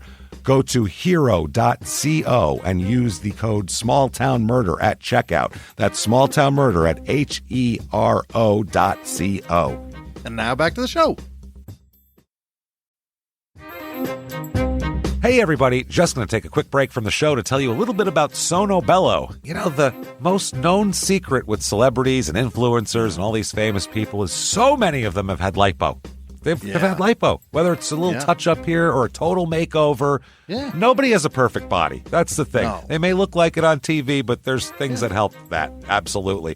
Lipo now has changed, and Sono Bello's been at the forefront with using LAL technology and getting those beautiful and natural outcomes for each person. Looking real natural. Our friends at Sono Bello are offering their best deal. You're now included in their winter savings event, but appointments are limited, so please get on this. Sono Bello doctors are masters in micro-laser fat removal, a brilliant technique that removes stubborn fat permanently. Wherever your problem areas are, tummy, love handles, thighs, arms, it's gone in one comfortable visit. Eating healthy and workouts are great. Keep doing that, but if you want to lose that stubborn fat in one visit, check out Sono Bello. Save big during their winter savings event. Schedule your free consultation now at sonobello.com/smalltownmurder. That's sonobello.com/smalltownmurder. Now back to the show. Hey everybody, just going to take a quick break from the show to tell you a little bit more about our stylish friends at Quince. That's right, let's go elevate your styles, people. Yeah. Get it going, look good out there, and you can do it now without breaking your wallet, without breaking the bank, because at Quince, you can get high-end, versatile pieces at prices we can all actually afford, which is very nice. You want to get good stuff that lasts and it's good, and they have quality stuff that's very affordable, and you can do like we did, upgrading our stuff here, while still being a very reasonable price. Quince only works with factories that use safe, ethical, responsible manufacturing practices, along with premium fabrics and finishes. It's all quality stuff. You're going to love it. Trust us, it looks good. And I've got the leather jacket. It's a very high-quality item. Real nice, soft leather. Yeah. Jimmy's got his linen pants he's rocking. Yeah, they're terrific. Come on, be like us. Be fashionable. Get in there with Quince. Indulge in affordable luxury. Go to quince.com/smalltownmurder for free shipping on your order and 365-day returns. That's QUINCE.com/smalltownmurder to get free shipping and 365-day returns. Quince.com/smalltownmurder. Now back to the show. He does say, though, little did we know that my dad was 30 feet away from us. Yeah, let's find out how that happened exactly. Boy. Is he hiding in a closet? Yeah. Is this Howard? Pop out. Let's find out. Well, fooled you. I've been drinking in the closet. Drinking in the basement. I set up a TV down there. Down there. It's amazing. It's so cool. I put DVD player and all my old DVDs are down there. And I just play them. I watch them. I cut a hole in the heating vent, and now there's heat in there. I watched Caddyshack 17 times in the past 4 days. So, and I was warm. It's so good. So he used a chainsaw, cut up the stairs. Did you see it? Fix the newel posts. So what does he mean by that? Okay, Howard Jr. Locks himself out of the house one afternoon. This is in December. Okay, we're talking about 6 months later after he's gone. Howard Jr. locks himself out of the house. He's like, fuck, it's him and his cousin come home to the house, and he forgot his keys. He's like, shit. Yeah. So he finds an open window in a bedroom. And a window that's not locked. He goes around just looking for windows, trying to get in the goddamn house. When you forget your keys, it's the most irritating thing in the world. And you find all the different ways that somebody can break into your house, and then you feel like a piece of shit. You feel like a piece of shit for that. But it's the worst because you can just see inside of your house. And you're like, there it is. You can see the keys sitting right there. There's my stuff. There they are. There's my couch. There's my wallet. Oh, there's my fridge. I'm pretty hungry. All this shit's in there. It's the worst. So, hate that shit. So he gets locked out. He climbs through this window, and this particular bedroom it's a bedroom that his mother normally keeps all closed up and shit. So nobody goes in there. It's like storage and shit. So it's just closed up. So he's like, all right, that's the only window that he can get into. So he gets into it, and once he gets in there, as he's going to leave the room to go unlock the door, let his cousin in, he noticed there's a crate. There's a big blanket. Yeah. He goes, and something's under there. There's a crate because he can hear a lot of buzzing. Yeah. And under this blanket is a crate that is swarming with flies. Oh my God! And maggots. Oh no! Everywhere as well. So it stunk. It was like, what the fuck is it? And somebody leaves some camping gear. It's like an old hockey pads in here or something. Like, what the hell is this? So what could stink like this? So put your fishing waders in there or something. I don't know what the hell they're doing. Oh my God. So he drags this box outside into the yard. Nope. Takes it out of the room. Because he didn't want, thought all the flies and the maggots. I'm going to do Mom a favor. He doesn't want it to spread in the house. Right. He said he lives there. So he drags it outside. And he takes a picture of it and sends it to his mom. Sends it to Marcia. Oh, and says, God. Mom, what is this? Like, I found this crate with like flies and shit. There's it's gross. shit all in it. Totally gross. Yeah. What is this? So, he's sitting there, sends that, it sends, and he's sitting there waiting for a text back. Boom, it comes back. Okay, what is it? She texted back, quote, I killed your dad. Oh, my God. Right away? I killed your dad. Yeah. Just to let you know. Yeah. I killed your dad. That's your dad. He was like, he said, what? And she said, quote, it's part of your father's body. Oh, my God. The other parts are in the basement under 2 boxes and crates. Call the police and tell them I killed your dad and stored his body. Don't dig the crates out. Let the police do that. I killed him on June 13th. Holy shit. That's what she says. She just sends him the whole thing. This is what happened. He's chopped up. Don't worry about it. Yeah. Very dismembered. 3 separate crates. Let the cops do it. Yeah. We pay taxes, damn it. You let them earn it. You don't need to go down there. This is Zach that did it? No, this is Howard Jr. that found this thing, and this is found the body, and she's just killed your father. That's part of the body. Just the other parts are in the basement under. It's almost like she had that in the notes app. Yeah, ready to go, ready to cut and paste that shit, copy and paste it into a text. At waiting some for point. somebody to find it. Yeah, with the clip. There we go. Oh, good. I'm glad I had this done early. I've been found out.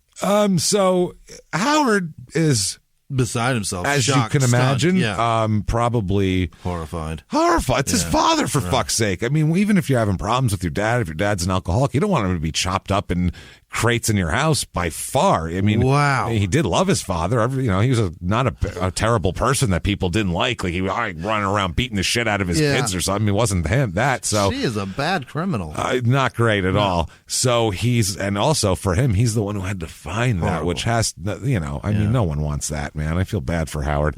That's not what you want to do. No. So he calls 911. Yeah. What else are you going to do? Even she said call 911. Mm-hmm. So he calls 911.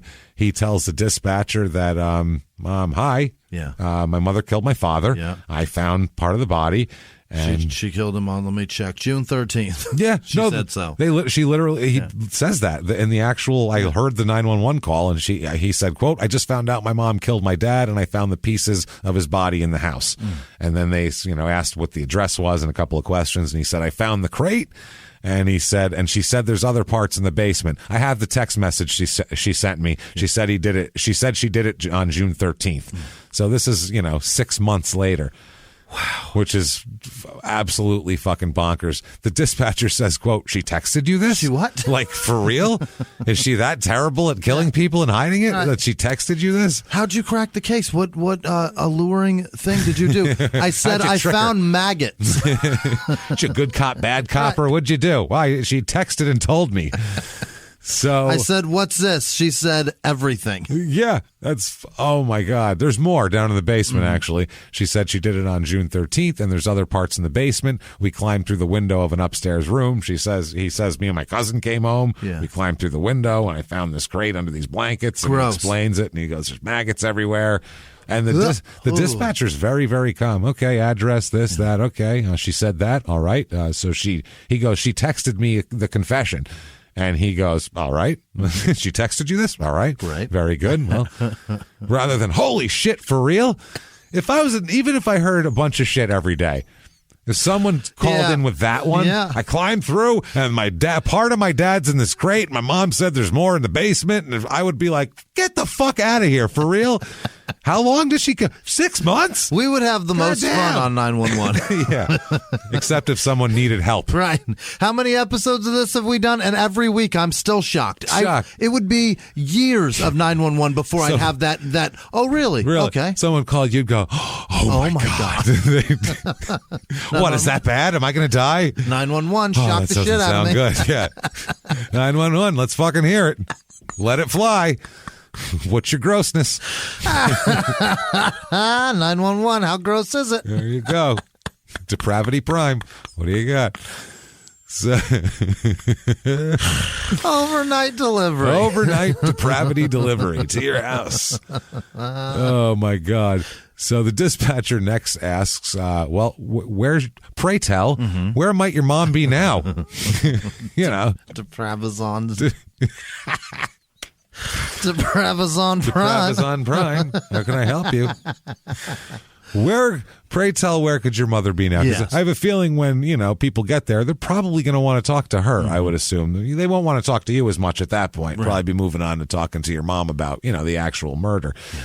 So, or whatever. I mean, she just says, I killed him. She doesn't say I murdered him. Right. I mean, maybe she accidentally ran him over with the car. There was no explanation of how that happened. None. It's just where to find the remnants of said event. It's just, this is what happened afterwards. Right. And then I did that. So he said she's at work. He said he couldn't remember the name of the nursing home where she worked. Yeah. So he hung up and figured it out, found something with it on there, and called right back and said that she was employed at the Chapel Hill Retirement Community in Canal Fulton. And everyone's in danger. And everyone's, watch out. So the sheriff gets there. Sheriff Steve Barry gets there, and he's on the way to there and gets a description of her and her car and all that, and sees her car in the Walmart parking lot on South Arlington Road. Yeah. So she knows that her son found a dead body. Right. That she's admitted that's the husband. Right. She knows that she told him to call 911 and that he's definitely called 911 and told him that. So she says, I got to make a Walmart run.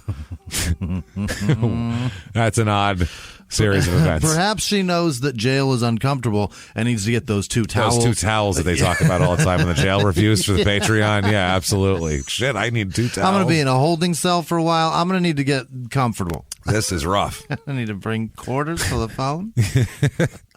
So the sheriff walked up to her, found her, waited for her. She came out, asked her if she was okay, and she asked if her son was okay. And the sheriff said, quote, it's been a hell of a day. Sure has. And, should have seen the text I got, officer. Oh, boy. It's wild. You should see him. You know who's had a worse day? My son. Yeah. She said, quote, it's been a hell of a 6 months. I'm just glad it's over. Wow. So she's the type that would fall asleep in the interrogation room. Yeah. She's exhausted from she's happy it's over type of thing. So she wasn't there. Like, she was taken in. No, she didn't try to run away or, tase the cop and run down the street. Right. Slapping cuffs away. You never know. We hear some crazy shit here. So, this is a real quiet neighborhood, like we said. And this Monday afternoon, you could smell Howard throughout the entire neighborhood. Right. The whole neighborhood really had quite the scent to it as they took, This has been 6 months. Fuck. And they opened them all up in the yard, I'm sure, to take a look at them, and that's what you get. My. That Bill Channel neighbor said there was nothing to make anyone think that something was wrong. You would never ever figure anything like this would be going on around here. Mm-hmm. So they all say that. Sure you would. Right. It happens everywhere, damn it. That's why we do this show. Mr. Channel. Stop being so naive. Yeah, if it didn't happen around here, we wouldn't exist. Where the fuck would we be? This is where does it happen, this, Mr. Channel? This is the crazy shit that happens in your neighborhood. I mean, maybe in Cleveland, right? But oof, not around these parts. Maybe up there in Cleveland, or 15 minutes away in Akron, possibly, but not here. Jesus. So Marsha's employer, also the nursing home, who said she's so nice, they said, quote, "We were shocked and saddened to learn of the whole matter." Yeah, I would say. Yeah. Glad she didn't kill any patients, I suppose. But I mean, if they were drunkards, it's possible. You never know. Mm-hmm. So in August, the son had gotten married. Jonathan's son had gotten married, and he said that he had been so mad at his dad the past few months for not showing up at his wedding. Oh. He's been pissed off. He's got to feel so much guilt. Now he said now he's feeling awful for fucking feeling bad for feeling angry. He said the motherfucking that he's done for this guy. Oh, think about the shit he's talked. Oh my God, my dad didn't even show up for my goddamn wedding. He probably said something about it in the microphone. Motherfucked him for 3 months. 3 months. Now he's like, oh, I'm such a dick. Oh, shit. Boy, I sure wish I knew those facts. Oh, I'm such an asshole. My mom was there. What a twat. Yeah, damn it. So he says, quote, "I don't know how you can just up and leave your kids' lives and miss probably one of the most important days of my life. We all thought it was odd and strange that he would just up and leave, but it never crossed our mind that she would actually murder him." Mm-hmm. They never even thought of it. Well, maybe he's dead. That never came up. Now, she'll go on to say that this whole thing was she got mad at him and just did it because we'll get her story, but it wasn't like a premeditated thing from what she says. Okay. But then they look at her internet history, and like a lot of things now, when homicide cases are a lot different now. Oh, boy, are they. If you were a homicide detective in the 70s and you watch the first 48 right now, you're just sitting back going, oh, of course you got a fucking videotape. Yeah. Oh, why don't you just check their phone record? Oh, look, they were texting each other about the murder, and you have it in front of you in black and white. Nice solve, asshole.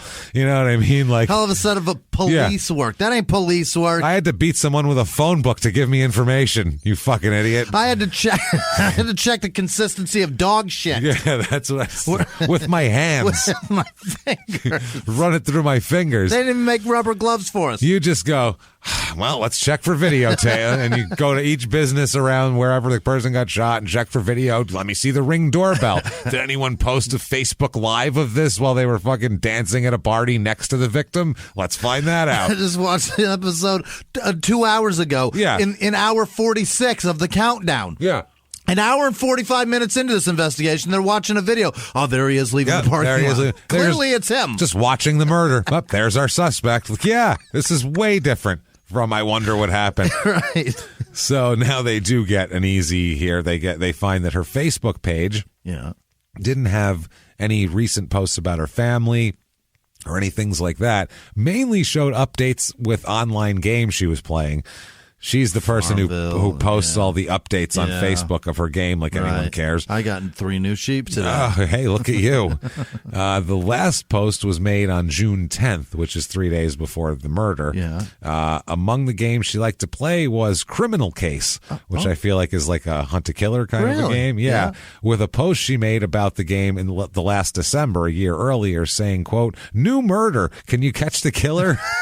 So she's into true. The fucked up thing is she could have been like a listener to our show. She would have loved this. You know what I mean? Yeah. This is what it sounds like. Is I feel like I'm like, ooh boy, I hope she didn't. She's gonna hate this, but she would love this show. Not this one. Not this one. No, she would love Betty Lou Beats. Probably, yeah. New murder. Can you catch the killer? So she's into true crime and that sort of shit. But she said that she didn't think that Howard was getting better with the drinking. In her mind, he was getting worse. And apparently, the internet searches about murder methods started in mid-May. Okay. She started trying to pick a method. Wow. She did a research. This wasn't like a rageful thing. She asked on the internet whether arsenic, Benadryl, or hydrochlorothiazide, which was a blood pressure medicine, could kill him. Mm-hmm. Which one of those would be better? What do you think, Google? What do you think? Which is a better murder drug? She also asked whether being shot with particular type of guns could kill someone. I mean, most of them are pretty good for that. I think not all of them.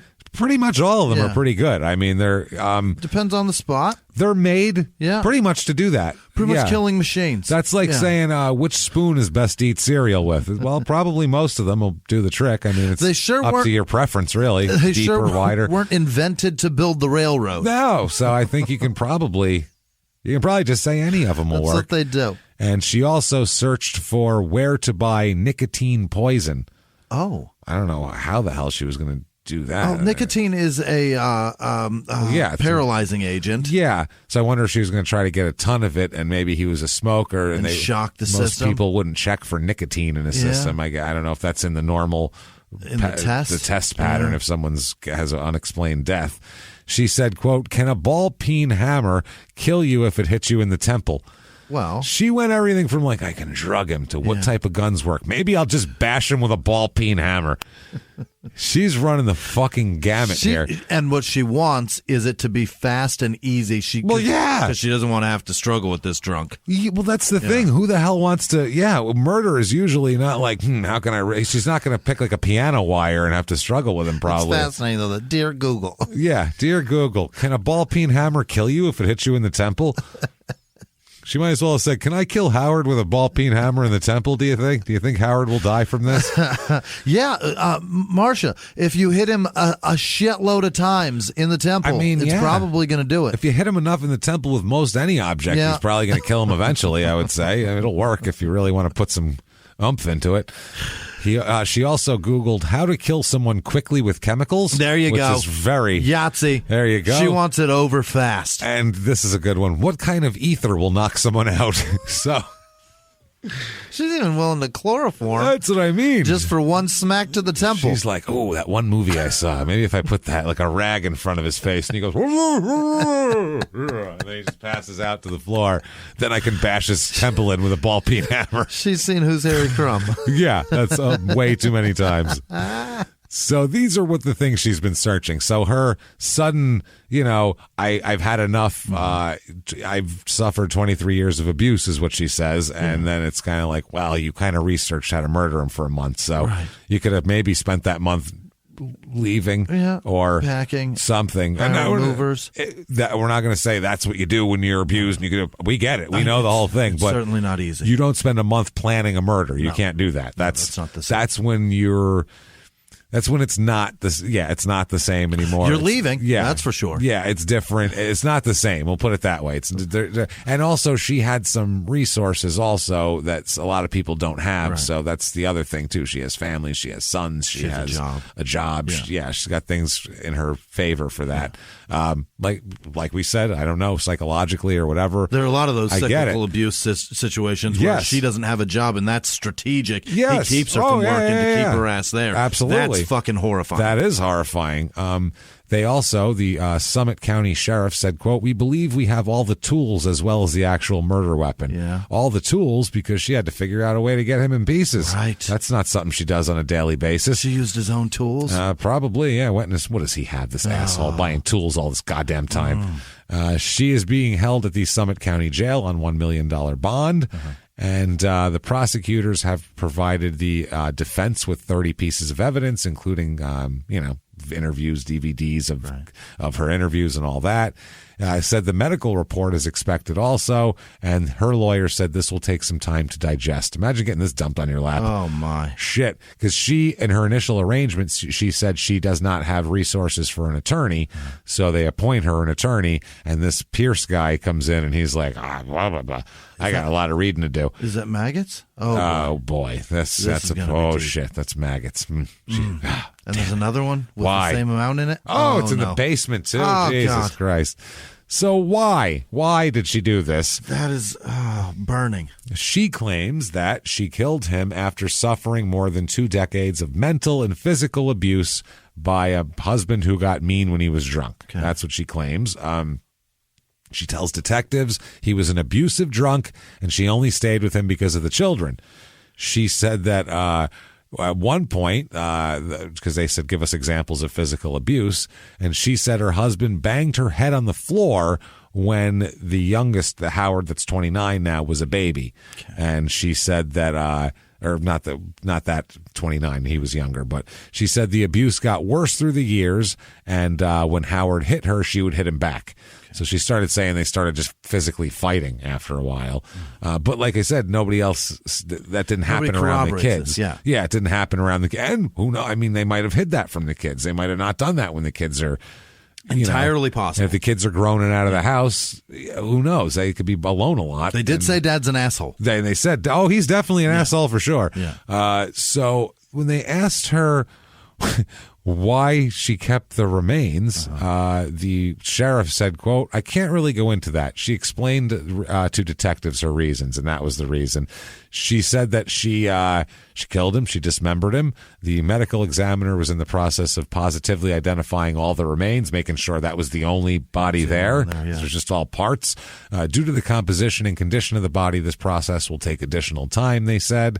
And the sheriff said, quote, this was a very disturbing scene, and they all did a fantastic job. I believe it. Imagine having to come onto that scene and see that. Oh, I don't want to open that crate. I would throw up. I would be not thrilled with that. That sounds goddamn disgusting. James, there will be liquefied body in some of these. Oh, crates, yeah. Oh, yeah. Sure. You could tilt it. Yeah. And sludge will come out. Yeah, this is 6 months is a long time. Long fucking time. And a lot of that was over summer months because this happened in June. So, I mean, it wasn't like he was kept in the cold basement in December all the time. This was different. This is storm season. Ugh, man, humid. Yeah. Ugh. So the lawyer met with her but hasn't yet seen the evidence against her, he says. He says, I'll just ask people to keep an open mind. This looks bad. Right. I get it. Yeah. I understand that this does not look good. It really doesn't. He described her demeanor, Eubank's demeanor, as stoic. And he said, this is a difficult situation for her and her family. Yeah. Very much so. He also said if the allegations are true, something caused her to snap. And he's going to find out what it is, damn it. He said that he'll be searching records for documented abuse between the husband and wife, though he said that Marcia may not have gone to the police. He does say, though, that he's looking into a battered woman defense, saying that battered woman syndrome is an array of physical and psychological injuries exhibited by women that who have been beaten repeatedly or otherwise abused by their partners or spouses. Sure. And that's what he's going to run with, is what he said. He said that he'll request an additional attorney be assigned to the case because, he needs one because this is a fucking aggravated murder case. So he's like, I need something. Yeah. This is a lot. I need somebody to help me out with this shit. Anything. You can imagine having to do that. That's a lot. More's Aaron Rodgers. I got a Hail Mary. Oh, my God. Need something here. Shit. So Howard's family, Laura Lee, said that, she talks to the newspaper, and she said the family is pretty surprised by all of this. Yeah. And she's very upset that a lot of people, when this case broke on social media, were saying, well, why didn't his family look for him? They don't care about him. So she's very pissed off, saying that, how dare you accuse our family of that? That's not fair. That's not right. No. She said what other family members said there, that they thought he was in Texas trying to do his own thing, and they were trying to respect him. Right. But they all tried to keep in touch with him, and they all loved him, and they were just saying he's a guy going through a hard time and let him do it, because that's what he seems to want to do. These are also probably a lot of people who don't have alcoholics close near them. Yeah. Because it's easy to say that from the outside looking in. When you got an alcoholic in your family and you want them better, you're willing to just sidestep anything and just let them go. And a lot of times if you press on them too hard, then they run away and you never talk to them again. Or they get worse. Yeah, or they get worse. So it's hard. There's a very fine line you have to walk with that shit. She said he was loved by his family. We didn't just abandon him. I thought it was strange that he took off like that. Yeah. She said that her family members are pretty, ripped up about the whole thing, and they didn't understand, or she doesn't understand why Marcia didn't just tell her brother to move out and tell him she wanted a divorce. She feels the worst for her nephew, Howard, who found the remains. She said, I just can't imagine. It's unfathomable. It's awful. Yeah. I would say so. We'll find out exactly what she did and how she did it in a second here. Howard Jr. says, you don't think someone would just shoot your dad in the back of the head and dismember his body. I mean, I don't know what person would go straight to that. Yeah. That's the most true statement someone could have made in that. I don't know who goes right from fucking A to Z at that much. That's really 0 to 60 quickly. It really is. Wow. I mean, I don't know the person that would go straight to that. That's a really great comment. It's either that or she didn't do that. It's that you didn't see her getting beaten for so many years. That's possible. And this isn't 0 to 60. It doesn't. Yeah. It may look like that to him, or it fucking is. Yeah. Well, either way, shooting in the back of the head and dismembering is a step up. It's certainly surprised. From, it's not he was hitting me and I shot him and I called 911 and said he was hitting me and I shot him or something like that. This is pretty fucking premeditated here. She's looking up what kind of ether can knock somebody out and all that kind of shit. This is 29 years ago. He hit me, and I haven't let it go. Yeah. Which and he walked by and smelled like booze, and I shot him in the back of the head. Yeah, this is tough. It's a tough sell. When you have all those internet searches, it's a tough sell. That's what I mean. No matter what happens where you go, oh, but there's this, you go, yeah, but she was searching all this stuff. That's really premeditated. She said that he said, how do you cut up your own husband? This is Joshua, the other son. I mean, think about that. He says, yeah, no shit. He's like, I just got married. How does that happen? Fuck, really? This is crazy. Somebody tell me in case I need to get out of this marriage. Can somebody talk to my wife? Is that possible? Because I want to make sure that she doesn't understand it either. I don't want me to be like, I mean, think about that. How's that possible? And she's like, I could see it. Like, you know what I'm saying? Like, I don't know if that's what I want here. I'm going to have to talk to her about it. How do you shoot your husband? Right, honey? Right? She's just like, They're like, right? I'd like you to back me up forcefully. Could you hold my hand while you say it and show that you care? Never. Jesus Christ. So, what are you going to do? He says, with this whole thing, we seriously thought that his wife finally broke up. He and his wife finally broke up and he was trying to find himself in life. They were like, we genuinely thought that. When the family returned to Ohio later, Joshua had talked to her, had talked to Marcia, and he says, quote, she didn't act funny. The house didn't smell weird. Nothing. Wow. So he was like, I was in the house. He said, quote, trust me, they fought a lot. It was almost daily. So he knew. He said, though, regardless, his father didn't deserve to be killed. No. He said, we've all had problems, I guess you would say, but no matter what he did, and he didn't deserve anything like this. Sure. The prosecutor's office agrees, obviously, because it's kind of their job. Right. The one prosecutor said, this is a very difficult situation. My heart goes out to the family. However, Mrs. Eubank needs to be held accountable for her actions. She killed her husband, hid his body, and lied about it for 6 months. If not for her son finding his father's body, what she did may still be secret today. Sure. Yeah, what was the plan, though? I don't know. This is the thing.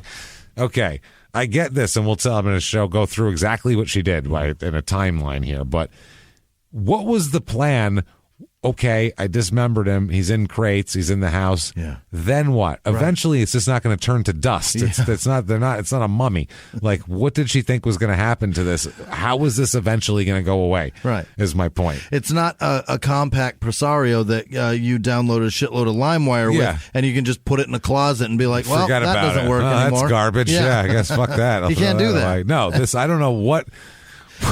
What were you thinking? Like, she certainly didn't think somebody's going to lock themselves out of this house and stumble into the room that I don't let anybody use. She did it like a ripped pair of sneakers. Right. Like, I ripped those. You know what? I'll keep them in case I paint. Right. That's what I'll do. But I'll put them in there and then I forget about them and they're never used again.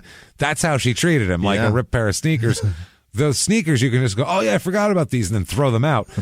What do you do with the 3 crates full of your husband? Yeah. Like what at that point I just dismount everybody. Yeah. If you're gonna make them okay, plan it like the Olympics. This is what I don't understand.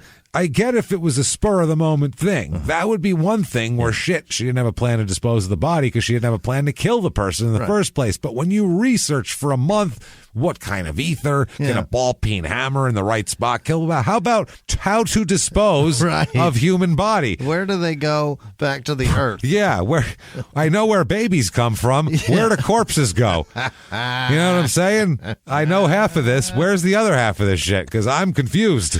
It's not the linen closet, correct? Yeah, well, this doesn't come up at all in any of her internet searches. She doesn't decide at all. I don't put it with the snow chains, right?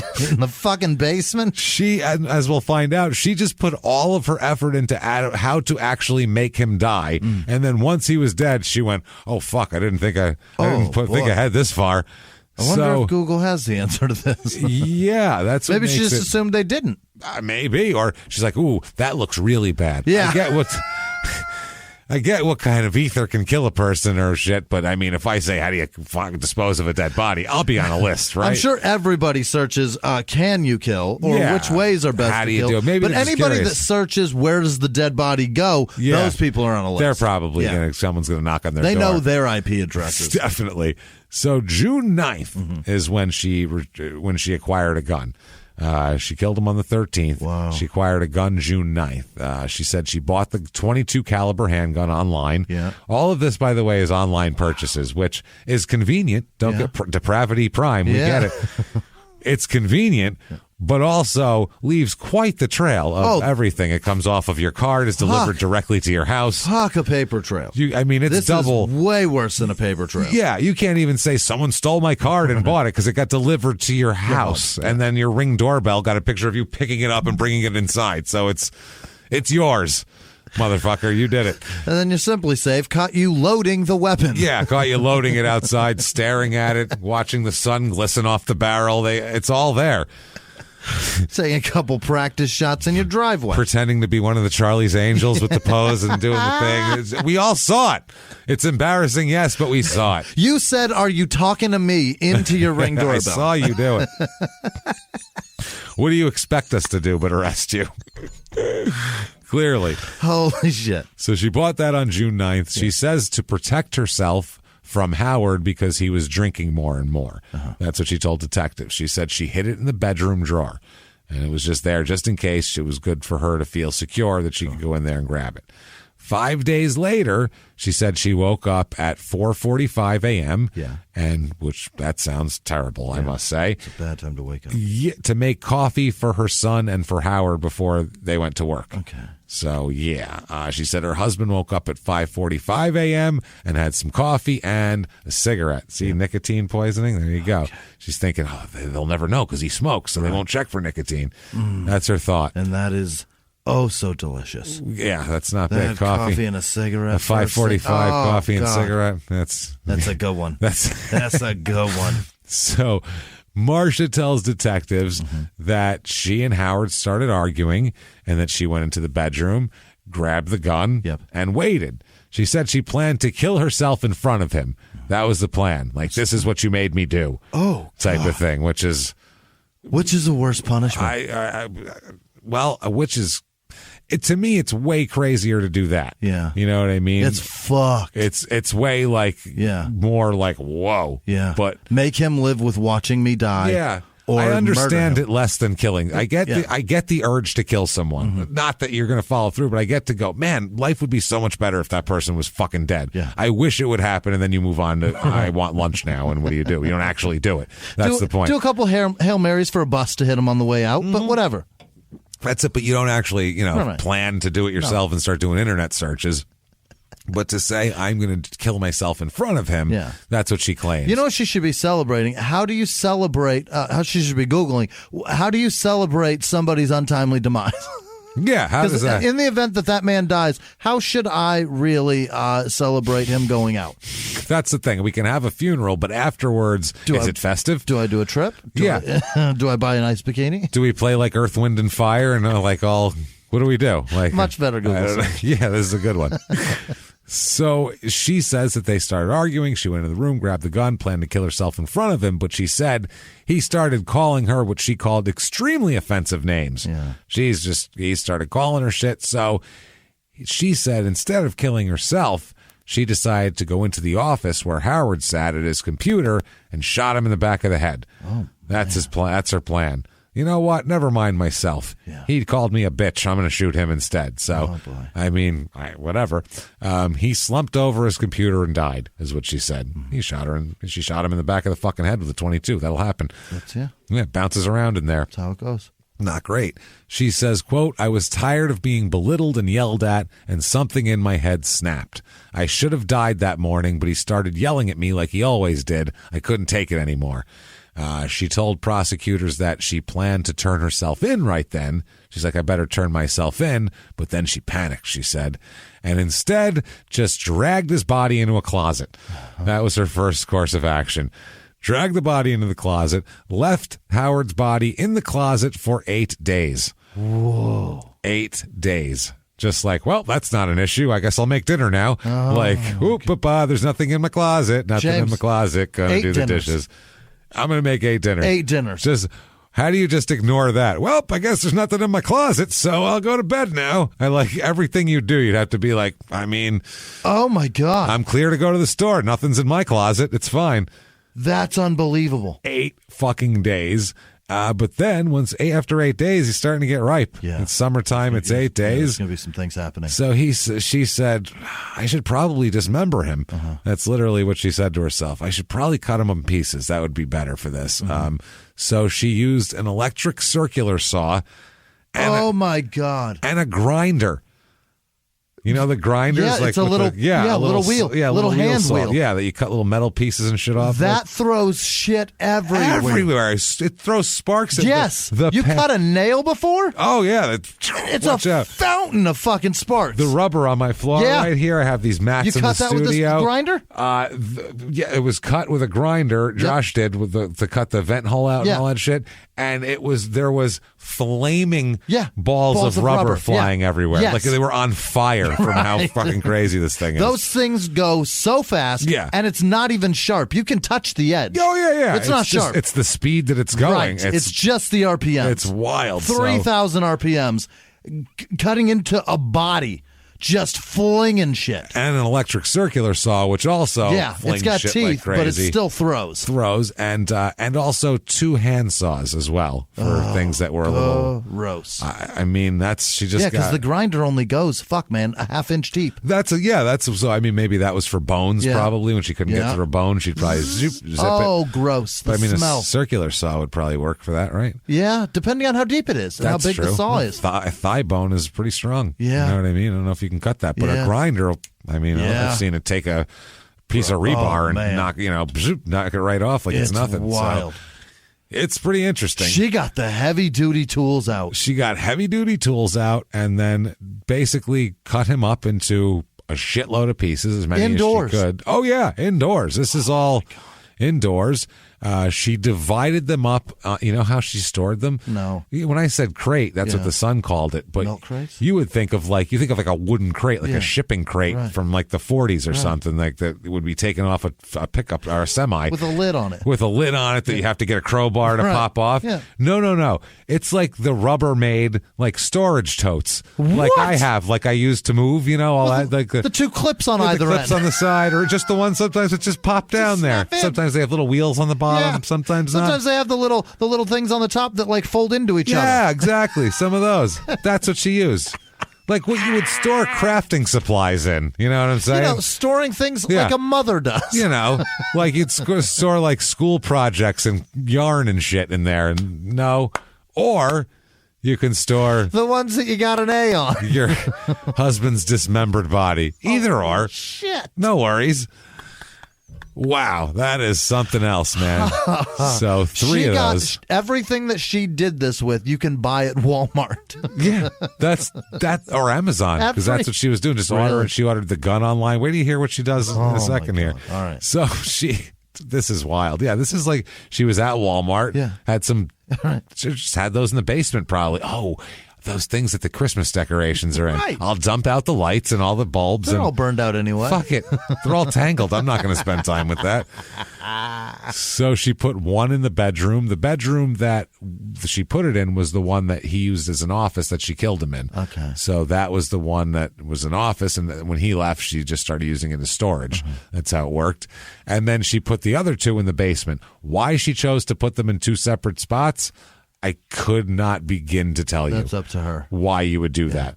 I would figure the more spots you put it in, the more chances of someone finding it. That's the way I would look at it. That's more places for people to stumble on it. Mathematically, yeah. You go all in on one spot. You pick your best spot and go all in. You can't go, they're both good. I'll just divide them between the 2. That's not the way you play That's not the way you gamble. It's not the way you play. It's just not the way you do things.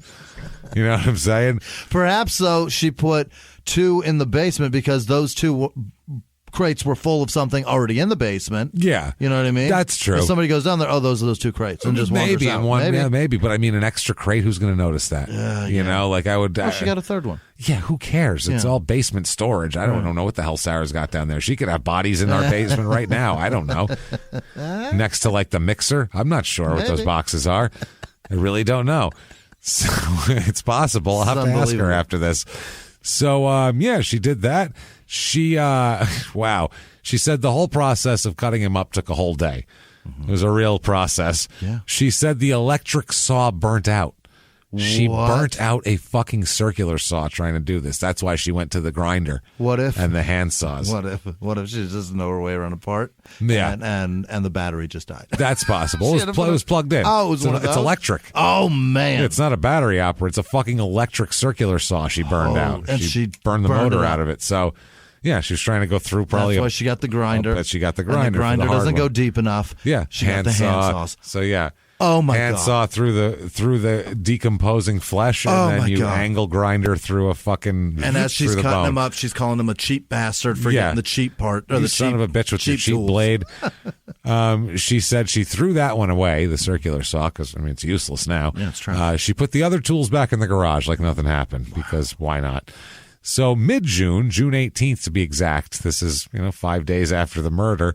She goes on Amazon and buys lye. Really? On Amazon, which is used to decompose. It's can be used to digest tissues of animal or human remains. Gross. Yeah, that's what mobsters pour on top of people before they throw some fucking dirt on them. Right. That's a Joe Pesci on him. Any fucking lime. That's what we're talking about. So you make him disappear. Yeah, so he's that's what she did. And that same day that she ordered this on Amazon, why would again, she's just very confident. I'll put the body parts in both places. No one will find it. And then I'll just order this shit on Amazon. I mean, they don't keep records, right? I'm going to go into the murder aisle of Amazon. They don't keep any records there. Sure, it's fine.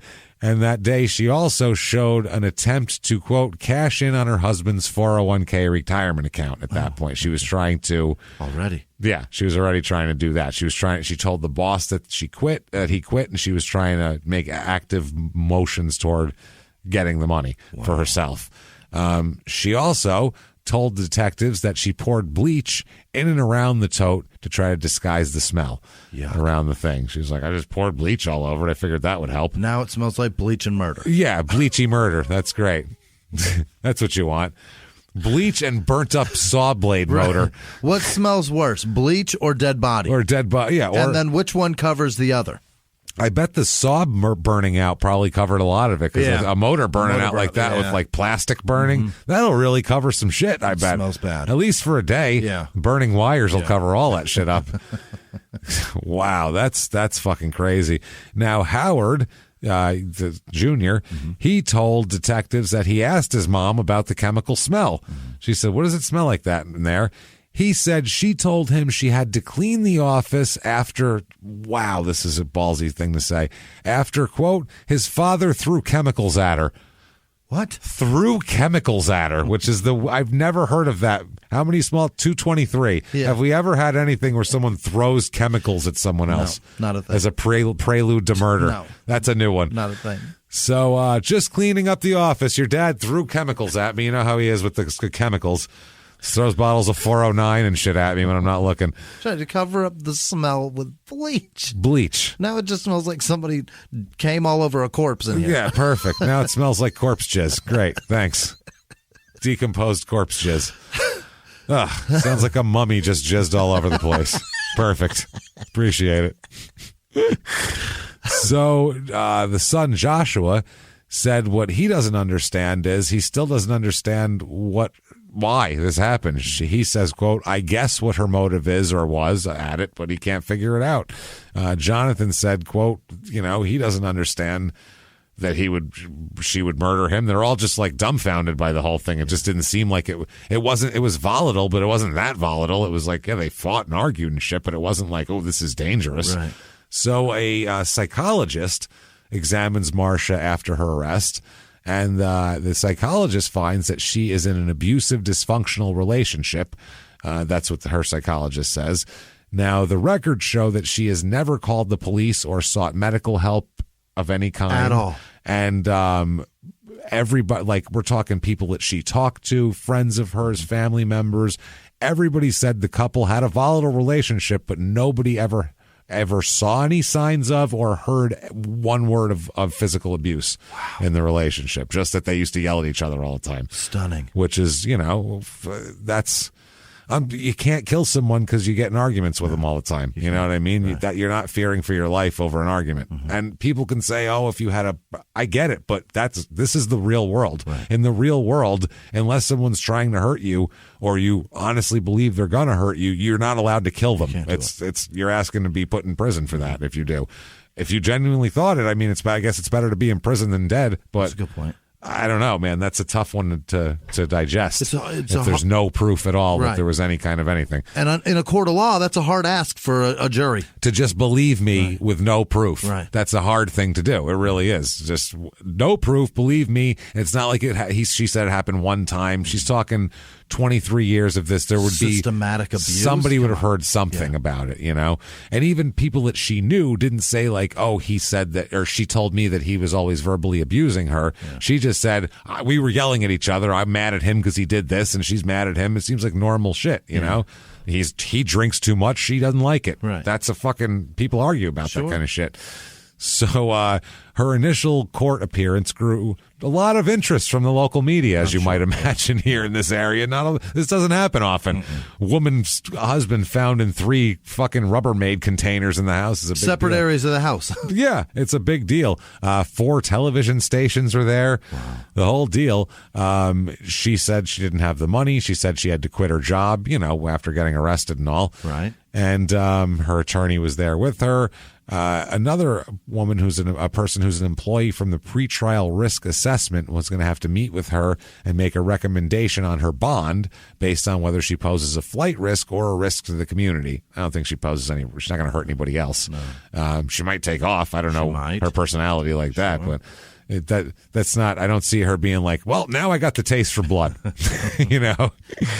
there's bloodlust. Yeah.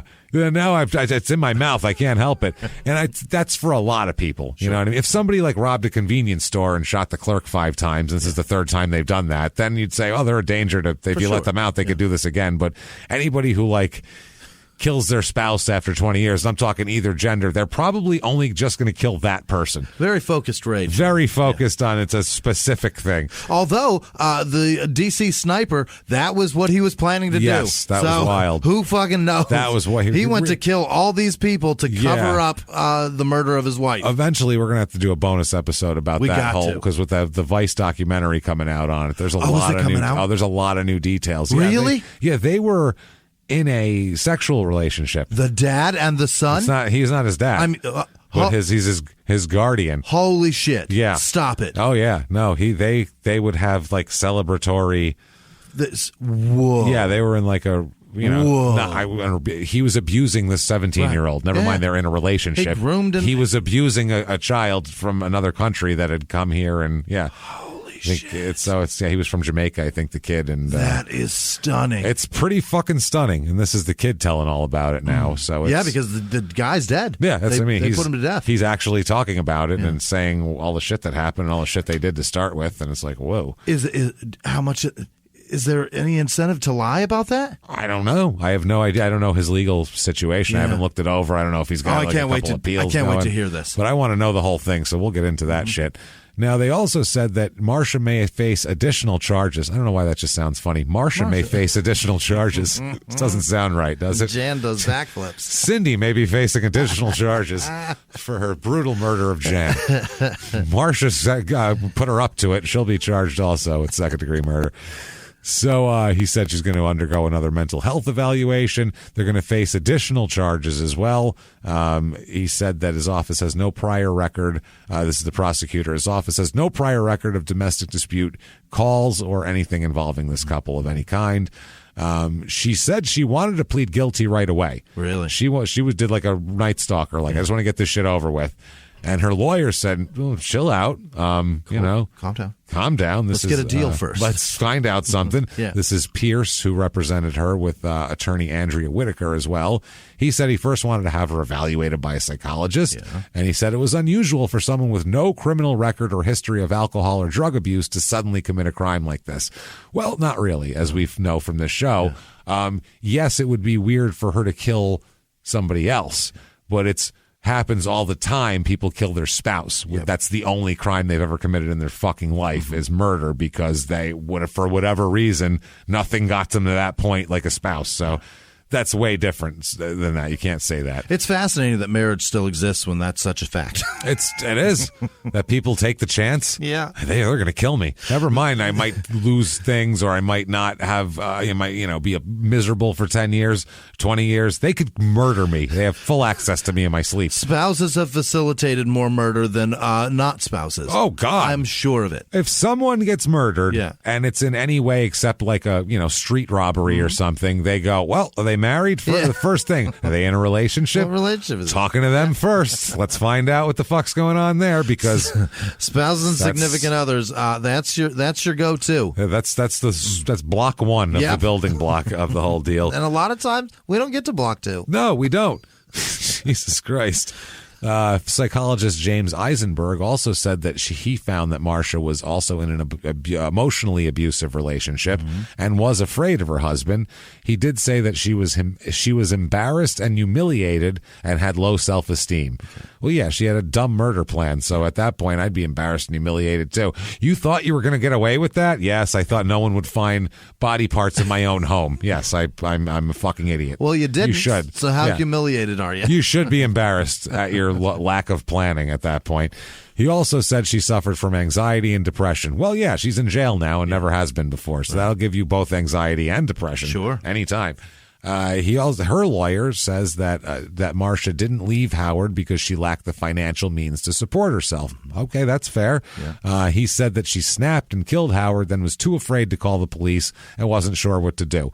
Like I said, in that month of planning, she should have planned that part. Absolutely. Maybe she should have taken an extra month. Yeah. Do it around the 4th of July. It's festive. It'll be helpful. All that fireworks will cover up the gunfire. Sure you know what I mean? Yeah. It's like back in the day, they'd shoot people under the train tracks while the train went over. It covers up the noise. Yeah. During a thunderstorm, some shit like... Wait for the lightning crack. Wait for the lightning. Pow! It's like, come on, man. This is fucking crazy. Her lawyer said, quote, she wanted to buy herself time to come up with a plan. Didn't do a very good job of that. Mm-hmm. They also explored the potential defense of battered woman syndrome even into the trial, but neither Marcia nor her family wanted a trial. She didn't want a trial. She didn't want to do all this shit. No, she didn't want to bring her son up to have to talk about finding her and then pointing to his mom, and that's a lot. And what was in the crate, Howard? Yeah, I don't want to say. That's embarrassing if you're going to do that. They also were particularly concerned, like I said, about Howard having to testify. They were concerned for his mental well-being. He already found his dad. The defense attorneys say these internet searches, they actually help us. Yeah. They said they reflect Marcia Eubanks' fantasies of how to escape years of abuse. Oh, okay. It's a long stretch. You can also say that reflects a month of planning to murder someone after years of wanting to murder someone. You could say it's hard to prove that that's why you looked that up, is what I'm getting at. Right. Maybe it's true, but it's hard to prove that. Prosecutors say she was just trying to find a best way to kill. Mm-hmm. It took her a month to figure it out. Mm-hmm. Finally, she said, all right, a gun's pretty efficient. I mean, Her attorney said, quote, I think it's a case that is a tragedy for everyone. Her life was ruined. A life was taken. Her sons no longer have parents. It's just a sad situation. That's true. Yeah, that I can't argue with. It is a sad situation. It's a sad sack of shit situation that's happened here. Right. December 2018, finally, she says, no more, plea deal is here. She makes a plea deal. She pleads guilty to a special felony of murder with a firearm specification, a third-degree felony of tampering with evidence, and a fifth-degree felony of abuse of a corpse. That's the most... That's the most, soft way of saying woman murdered a man? That's the most euphemistic way of saying you chop someone up into 50 pieces, abuse of a corpse. Sounds like you smacked him around a little bit. Right. What do you think of that, pal? Yeah, you like that? You fucking asshole, take that. Stared in dead eyes and called it a pussy. Yeah, this is, you chopped a person up here. So, like we said, she pleads guilty to all of this. In exchange for this, there's a give here. Prosecutors, with the support of Howard Eubank's family and the police, dropped the more serious charge of aggravated murder that was filed against her. That was the serious one that could put her life without parole. Sure. And so, they all said, fine. It's fine if she gets out when she's 75. We don't fucking care, basically. They don't think she's a danger to the world. They just are mad that she killed their dad, which is fair. Yeah, you can't and brother do that. And everything else. Prosecutors here asked the judge to impose a life sentence with parole eligibility after 22 years. He says, based on the vicious manner in which Marcia Eubank murdered Howard Eubank, the horrific steps she took after the murder, the deceitful actions she took after the crime to conceal her actions, and the great pain that she caused all the family.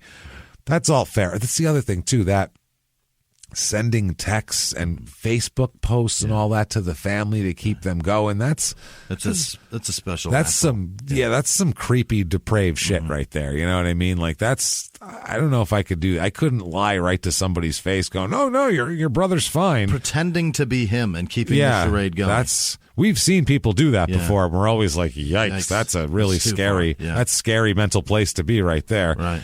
So the defense attorney asked for the lightest possible sentence, which is a sentence of life with parole possibility after 18 years. Okay. So that's what they say. So they're sticking over 4 years. That's all. There's only a 4-year difference. It's a difference in agreement here. Yeah, it's not much. Marcia makes a statement here. She's apologizing to her family. She said, I'd like to say that I'm truly remorseful. I truly know what I did wrong. Not I don't know what I did wrong. She also reached out to the Howard's family members and said, what people don't know was the physical, mental, and emotional abuse that I dealt with for 24 years, is what she wrote her son in a letter from jail. That doesn't change the fact that I love your father and he loved you boys. Howie, I want to tell you that I did wrong. I mean, grossly wrong. I want to ask you to forgive me. So that all happens. The judge here, let's see what he says about the whole thing. He says, you, ma'am, may fuck off. Life in prison with the possibility of parole after 20 years. Okay. Split the difference. In the middle. It's 18 years for the murder charge and then 2 more for the other charges. So it's 20 years. Okay. So he split the difference between them, basically.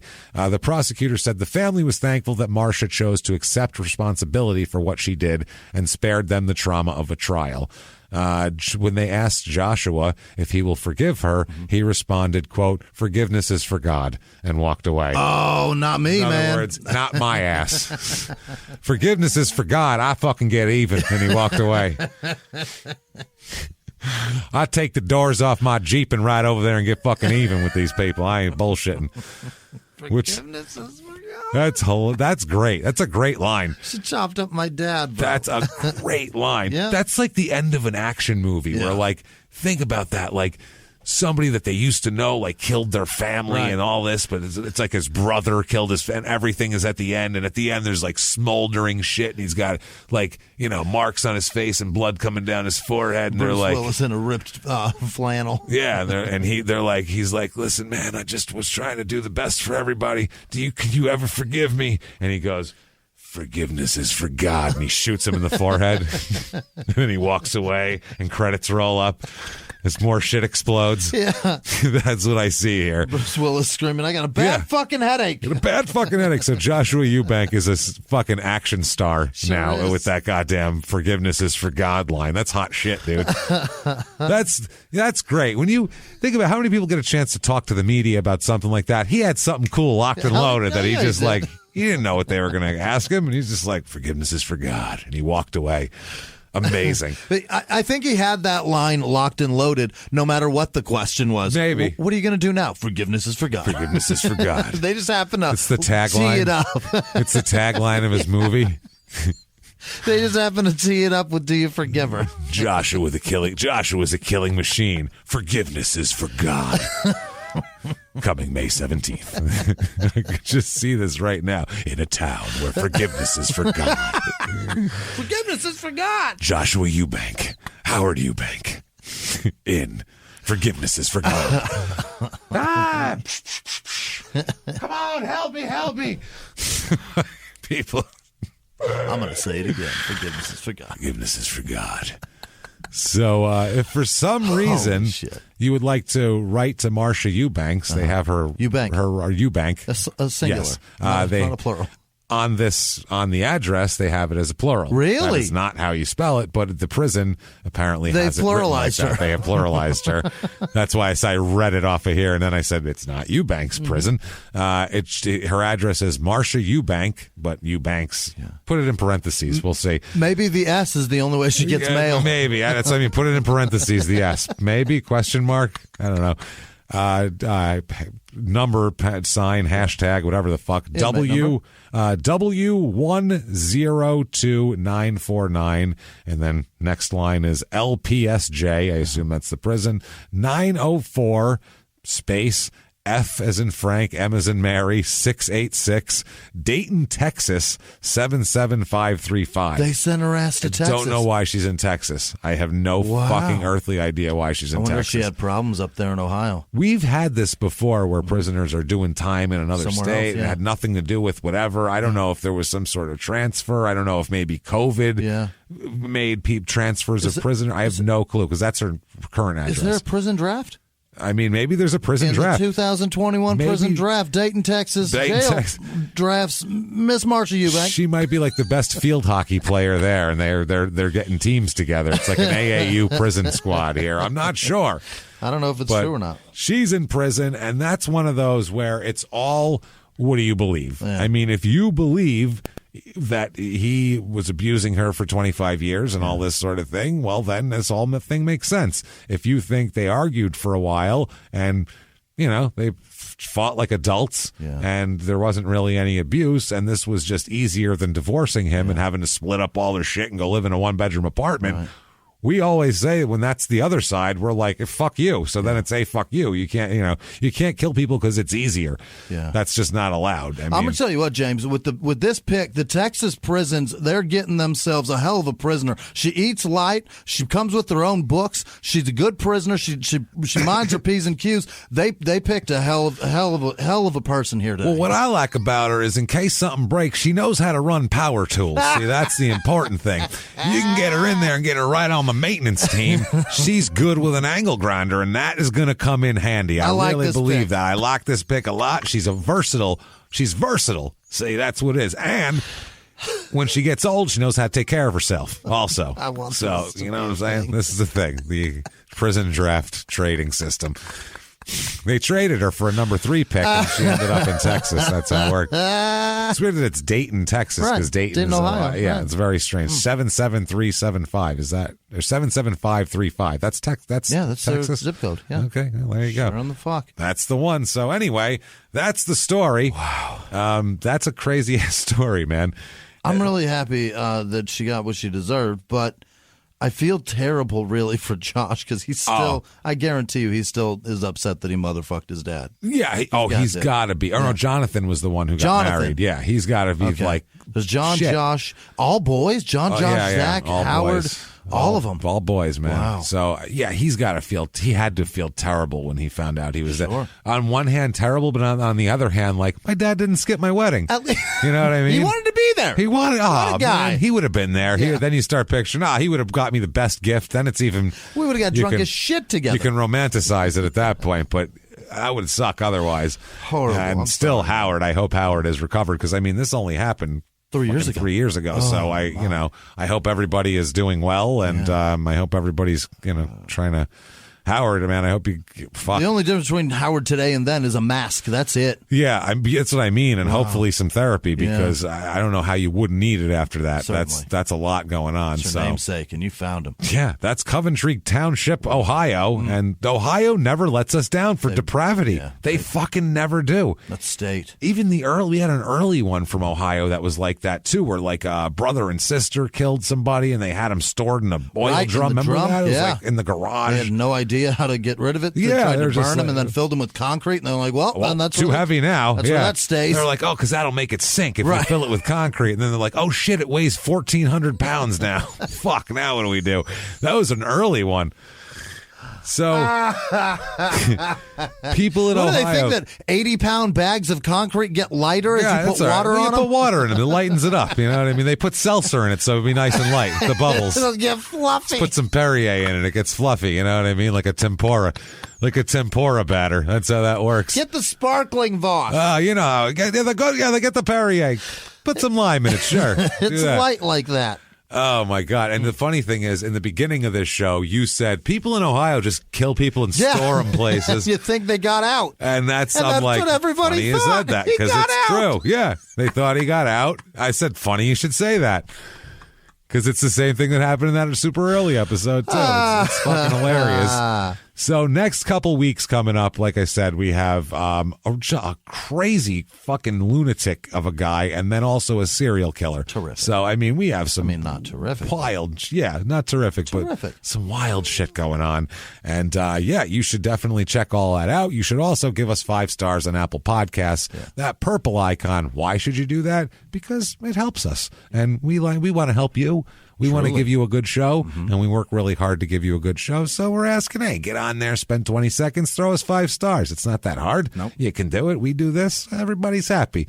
You don't do it. You never know. Maybe something happens. Maybe there's an accident. Yeah. Who knows? You never know. Maybe we find out how good your drill is. Yeah, maybe we find out how you work with an angle grinder. You never know. So, no, do that. That really does help us out a lot. Doesn't matter what you say. Say anything. It doesn't matter at all here. So tell us your favorite power tool. Oh, there you go. Because I just found out recently that James's dad doesn't have a multi-tool, and that's my favorite one. Well, I think it's because he doesn't want to have to do the work. He doesn't want to have a tool that needs to. Yeah, for him, you go, well, I don't have that, so I'm just not doing it. I can't do that. That's better I'm for incapable. him. Otherwise, he'll just do it. That's the problem. So.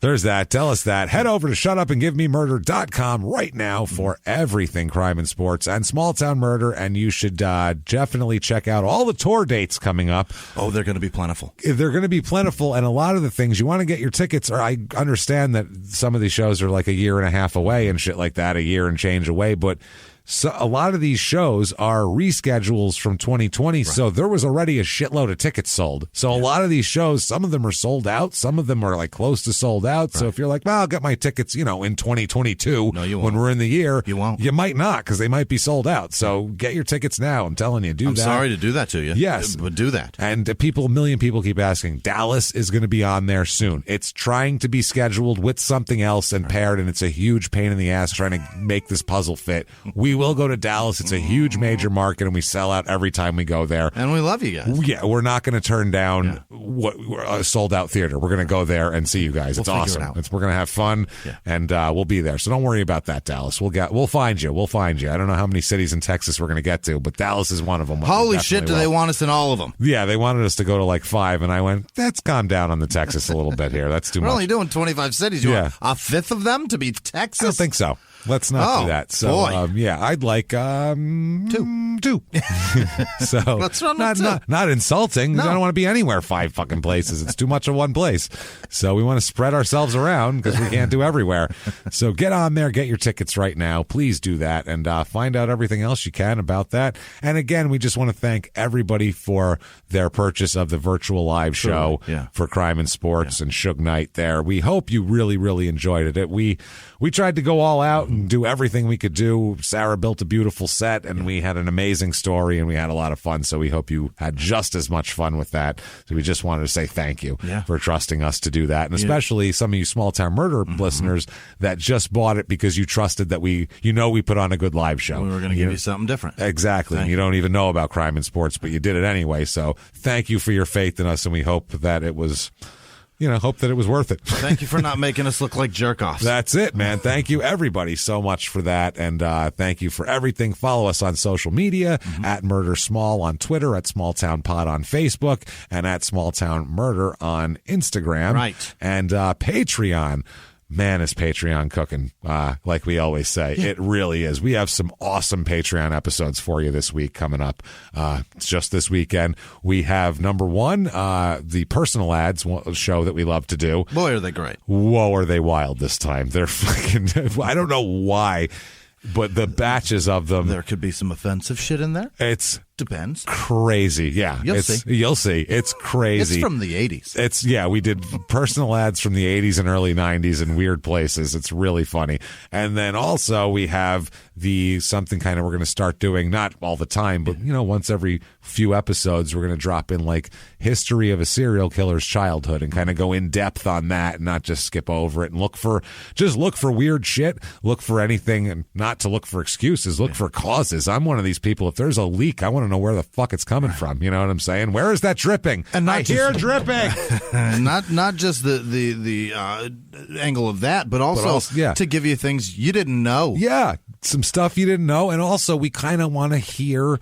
We figure if after a couple years of doing, once in a while doing these, if we have 5, 6, 7 serial killers all laid out, we can maybe see some similarities and non-similarities and talk about what that is. So we can do all that. We're going to check it out. But this Richard Ramirez childhood is fucking wild. It's nuts. It's a crazy-ass story, more than you probably knew, and a lot of things that make you go, that's something.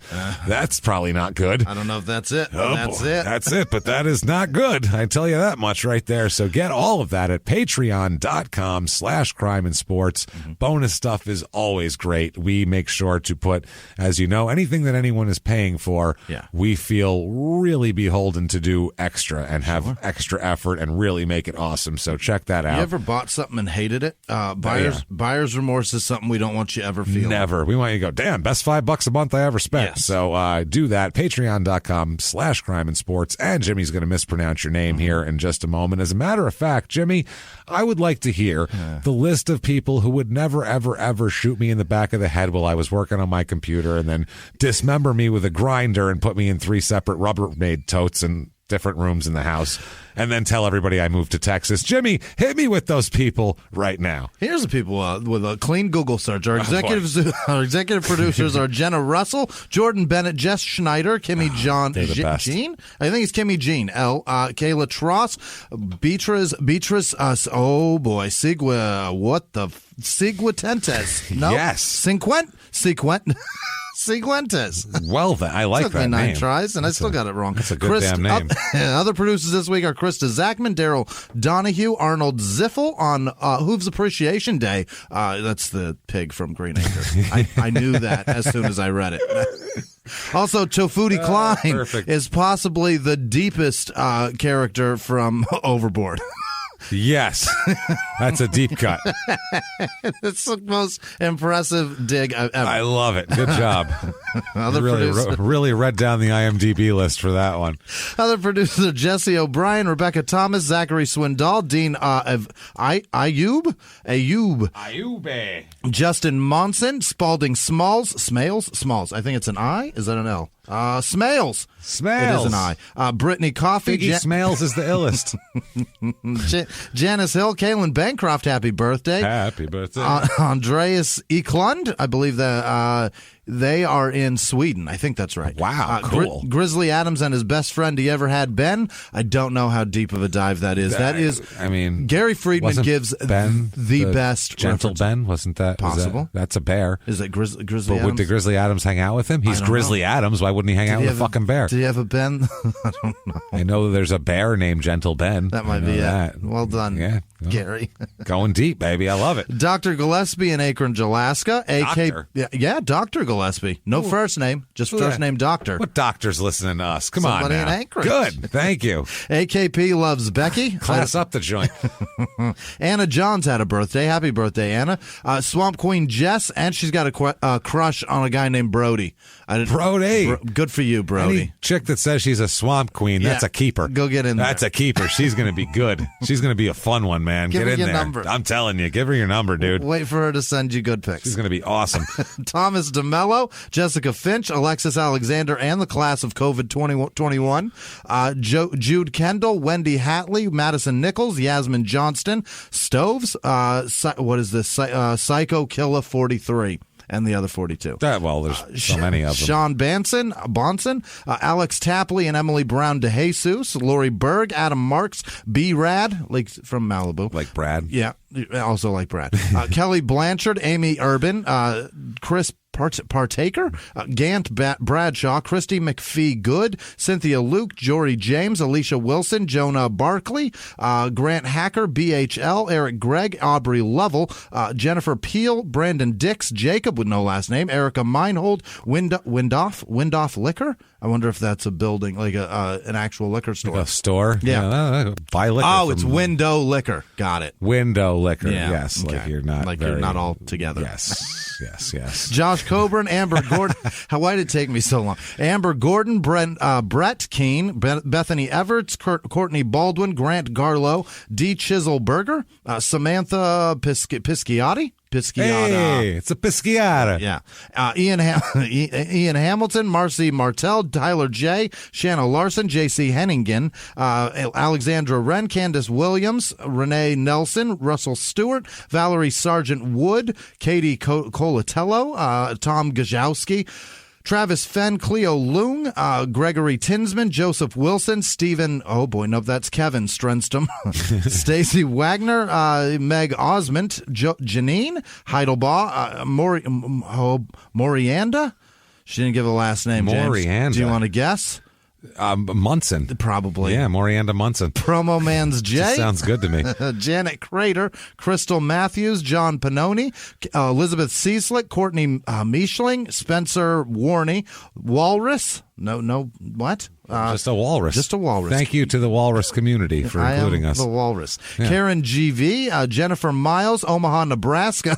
The whole goddamn town. Wow. James. Jesus. On behalf of the whole town. They're trying to make up for. They're sorry. They're like, here's a donation in our name to make you hate us less. Lindsay Stack, Jake Levinson, Chris Sheppel, Stephen Smith, Drew K, Alicia Moyers, Jason Carey, Jasmine White, Cynthia Dominic, Russ Brown, Paul Davis Jr., Andrea Hodges, Sean Bloomfield, Bobby Carpenter, Monica Gonzalez, Jacqueline McGahey.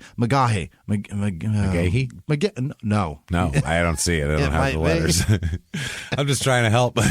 Leslie Nicole, Sean if you were drowning, I'd throw you a life jacket. You know what I'm saying? I'm just trying to help you. Yeah. Tim Kerper, Fred Wilson, Samantha Brown, Jimmy. Mary Robinson, Tyler's Grave, Aaron Loken, Jason Williams, Tessa Shakar, Melissa Jameson, Silchin. No, maybe that's the last name. You're going to have to guess the first name. Margaret Burkholder, Aaron Carter, Norm Van Ginkel, Melissa Chappelle. You're going to have to guess the first one. Blair Turk, so Felicia Jackson, Kevin Nate, Beth Schneider, Emily Mann, Jake Motherfucking Stowe, Jackson Volkening, Sydney Keeley, Cody Butler, Fonda Foster, Ray Robinson, Jessica Pickles, Sean Stitt, Scott Flory, Jason Moyse. Boy, oh boy. Kyle Brands, Samuel Filagi. Boy, oh, Jesus. Calum Gant, John Kelly, Allison Borges. Kelly? John Kelly. Yes! Every week we're going to have one person who's just going to go, not John fucking Kelly. He donated to us? John, you're the fucking man. You, John, you son of a bitch. Have a parade in his name. John Kelly is the greatest thing ever. I'm naming that. You should name your kids after John. There you go. Amanda Moody, Trisha Tavares, Alexis Alexander, Kirby Frazier, Thomas Brown, Jessica Moles, Lexi Richardson, Swathi, Jay Gonder. Whoa. What the fuck happened there? Jay Shanker? Jesus. I'm never going to guess that. Leanna Wilson, Kevin P., Blood Garm, Katie Hines, and also Ivan from over there at the corner store. Ivan Ivanowski? Yes. I know him. Becky Suma, Angie Tyndall, Chrissy Jukes, Nicole Sweet, and Michael Autry. Thank you guys so much for everything that you do for us. We can't do it without you. Yes, and, thank you. I can't wait to do more for you. Yes, and this, by the way, these shout-outs will be a couple days short of our normal shout-outs. There'll be more. Anybody, if you donated closer to show day this week, like the last 3 days, you'll be on the next one. Week. We'll do that. But we just had to record this early for some travel reasons. So, trying to get that live show done. Yes, that was a beast. So yeah, anyone who wondered why there was no crime in sports this week, it's because that live show was like doing 5 crime in sports. Yeah. So we did that plus the other show last week. We did 6 crime in sports last week in my mind. So and I'm on the East Coast. We need to take a week off of that and we record a bunch of small town murders, and we have done that. So this is great. So yeah, can't wait for more. Your shouts will be there at the end. And Jimmy, what if they wanted to shout you out? You can find me on the internet. Where to hate me. Where can they hate you? They can hate me anywhere they want, really. You can hate me in the privacy of your own home. Yeah. You can hate me in your car on the way to work. You can hate me on wherever at Jimmy P is Funny. You can hate me on Twitter, as most people choose to do. No, they don't. But they're continue to be good human beings. And thank you, everybody, so much for hanging out with us. We're going to keep coming back the best. Each week, week after week. And until next week, everybody, it's been our pleasure. Bye.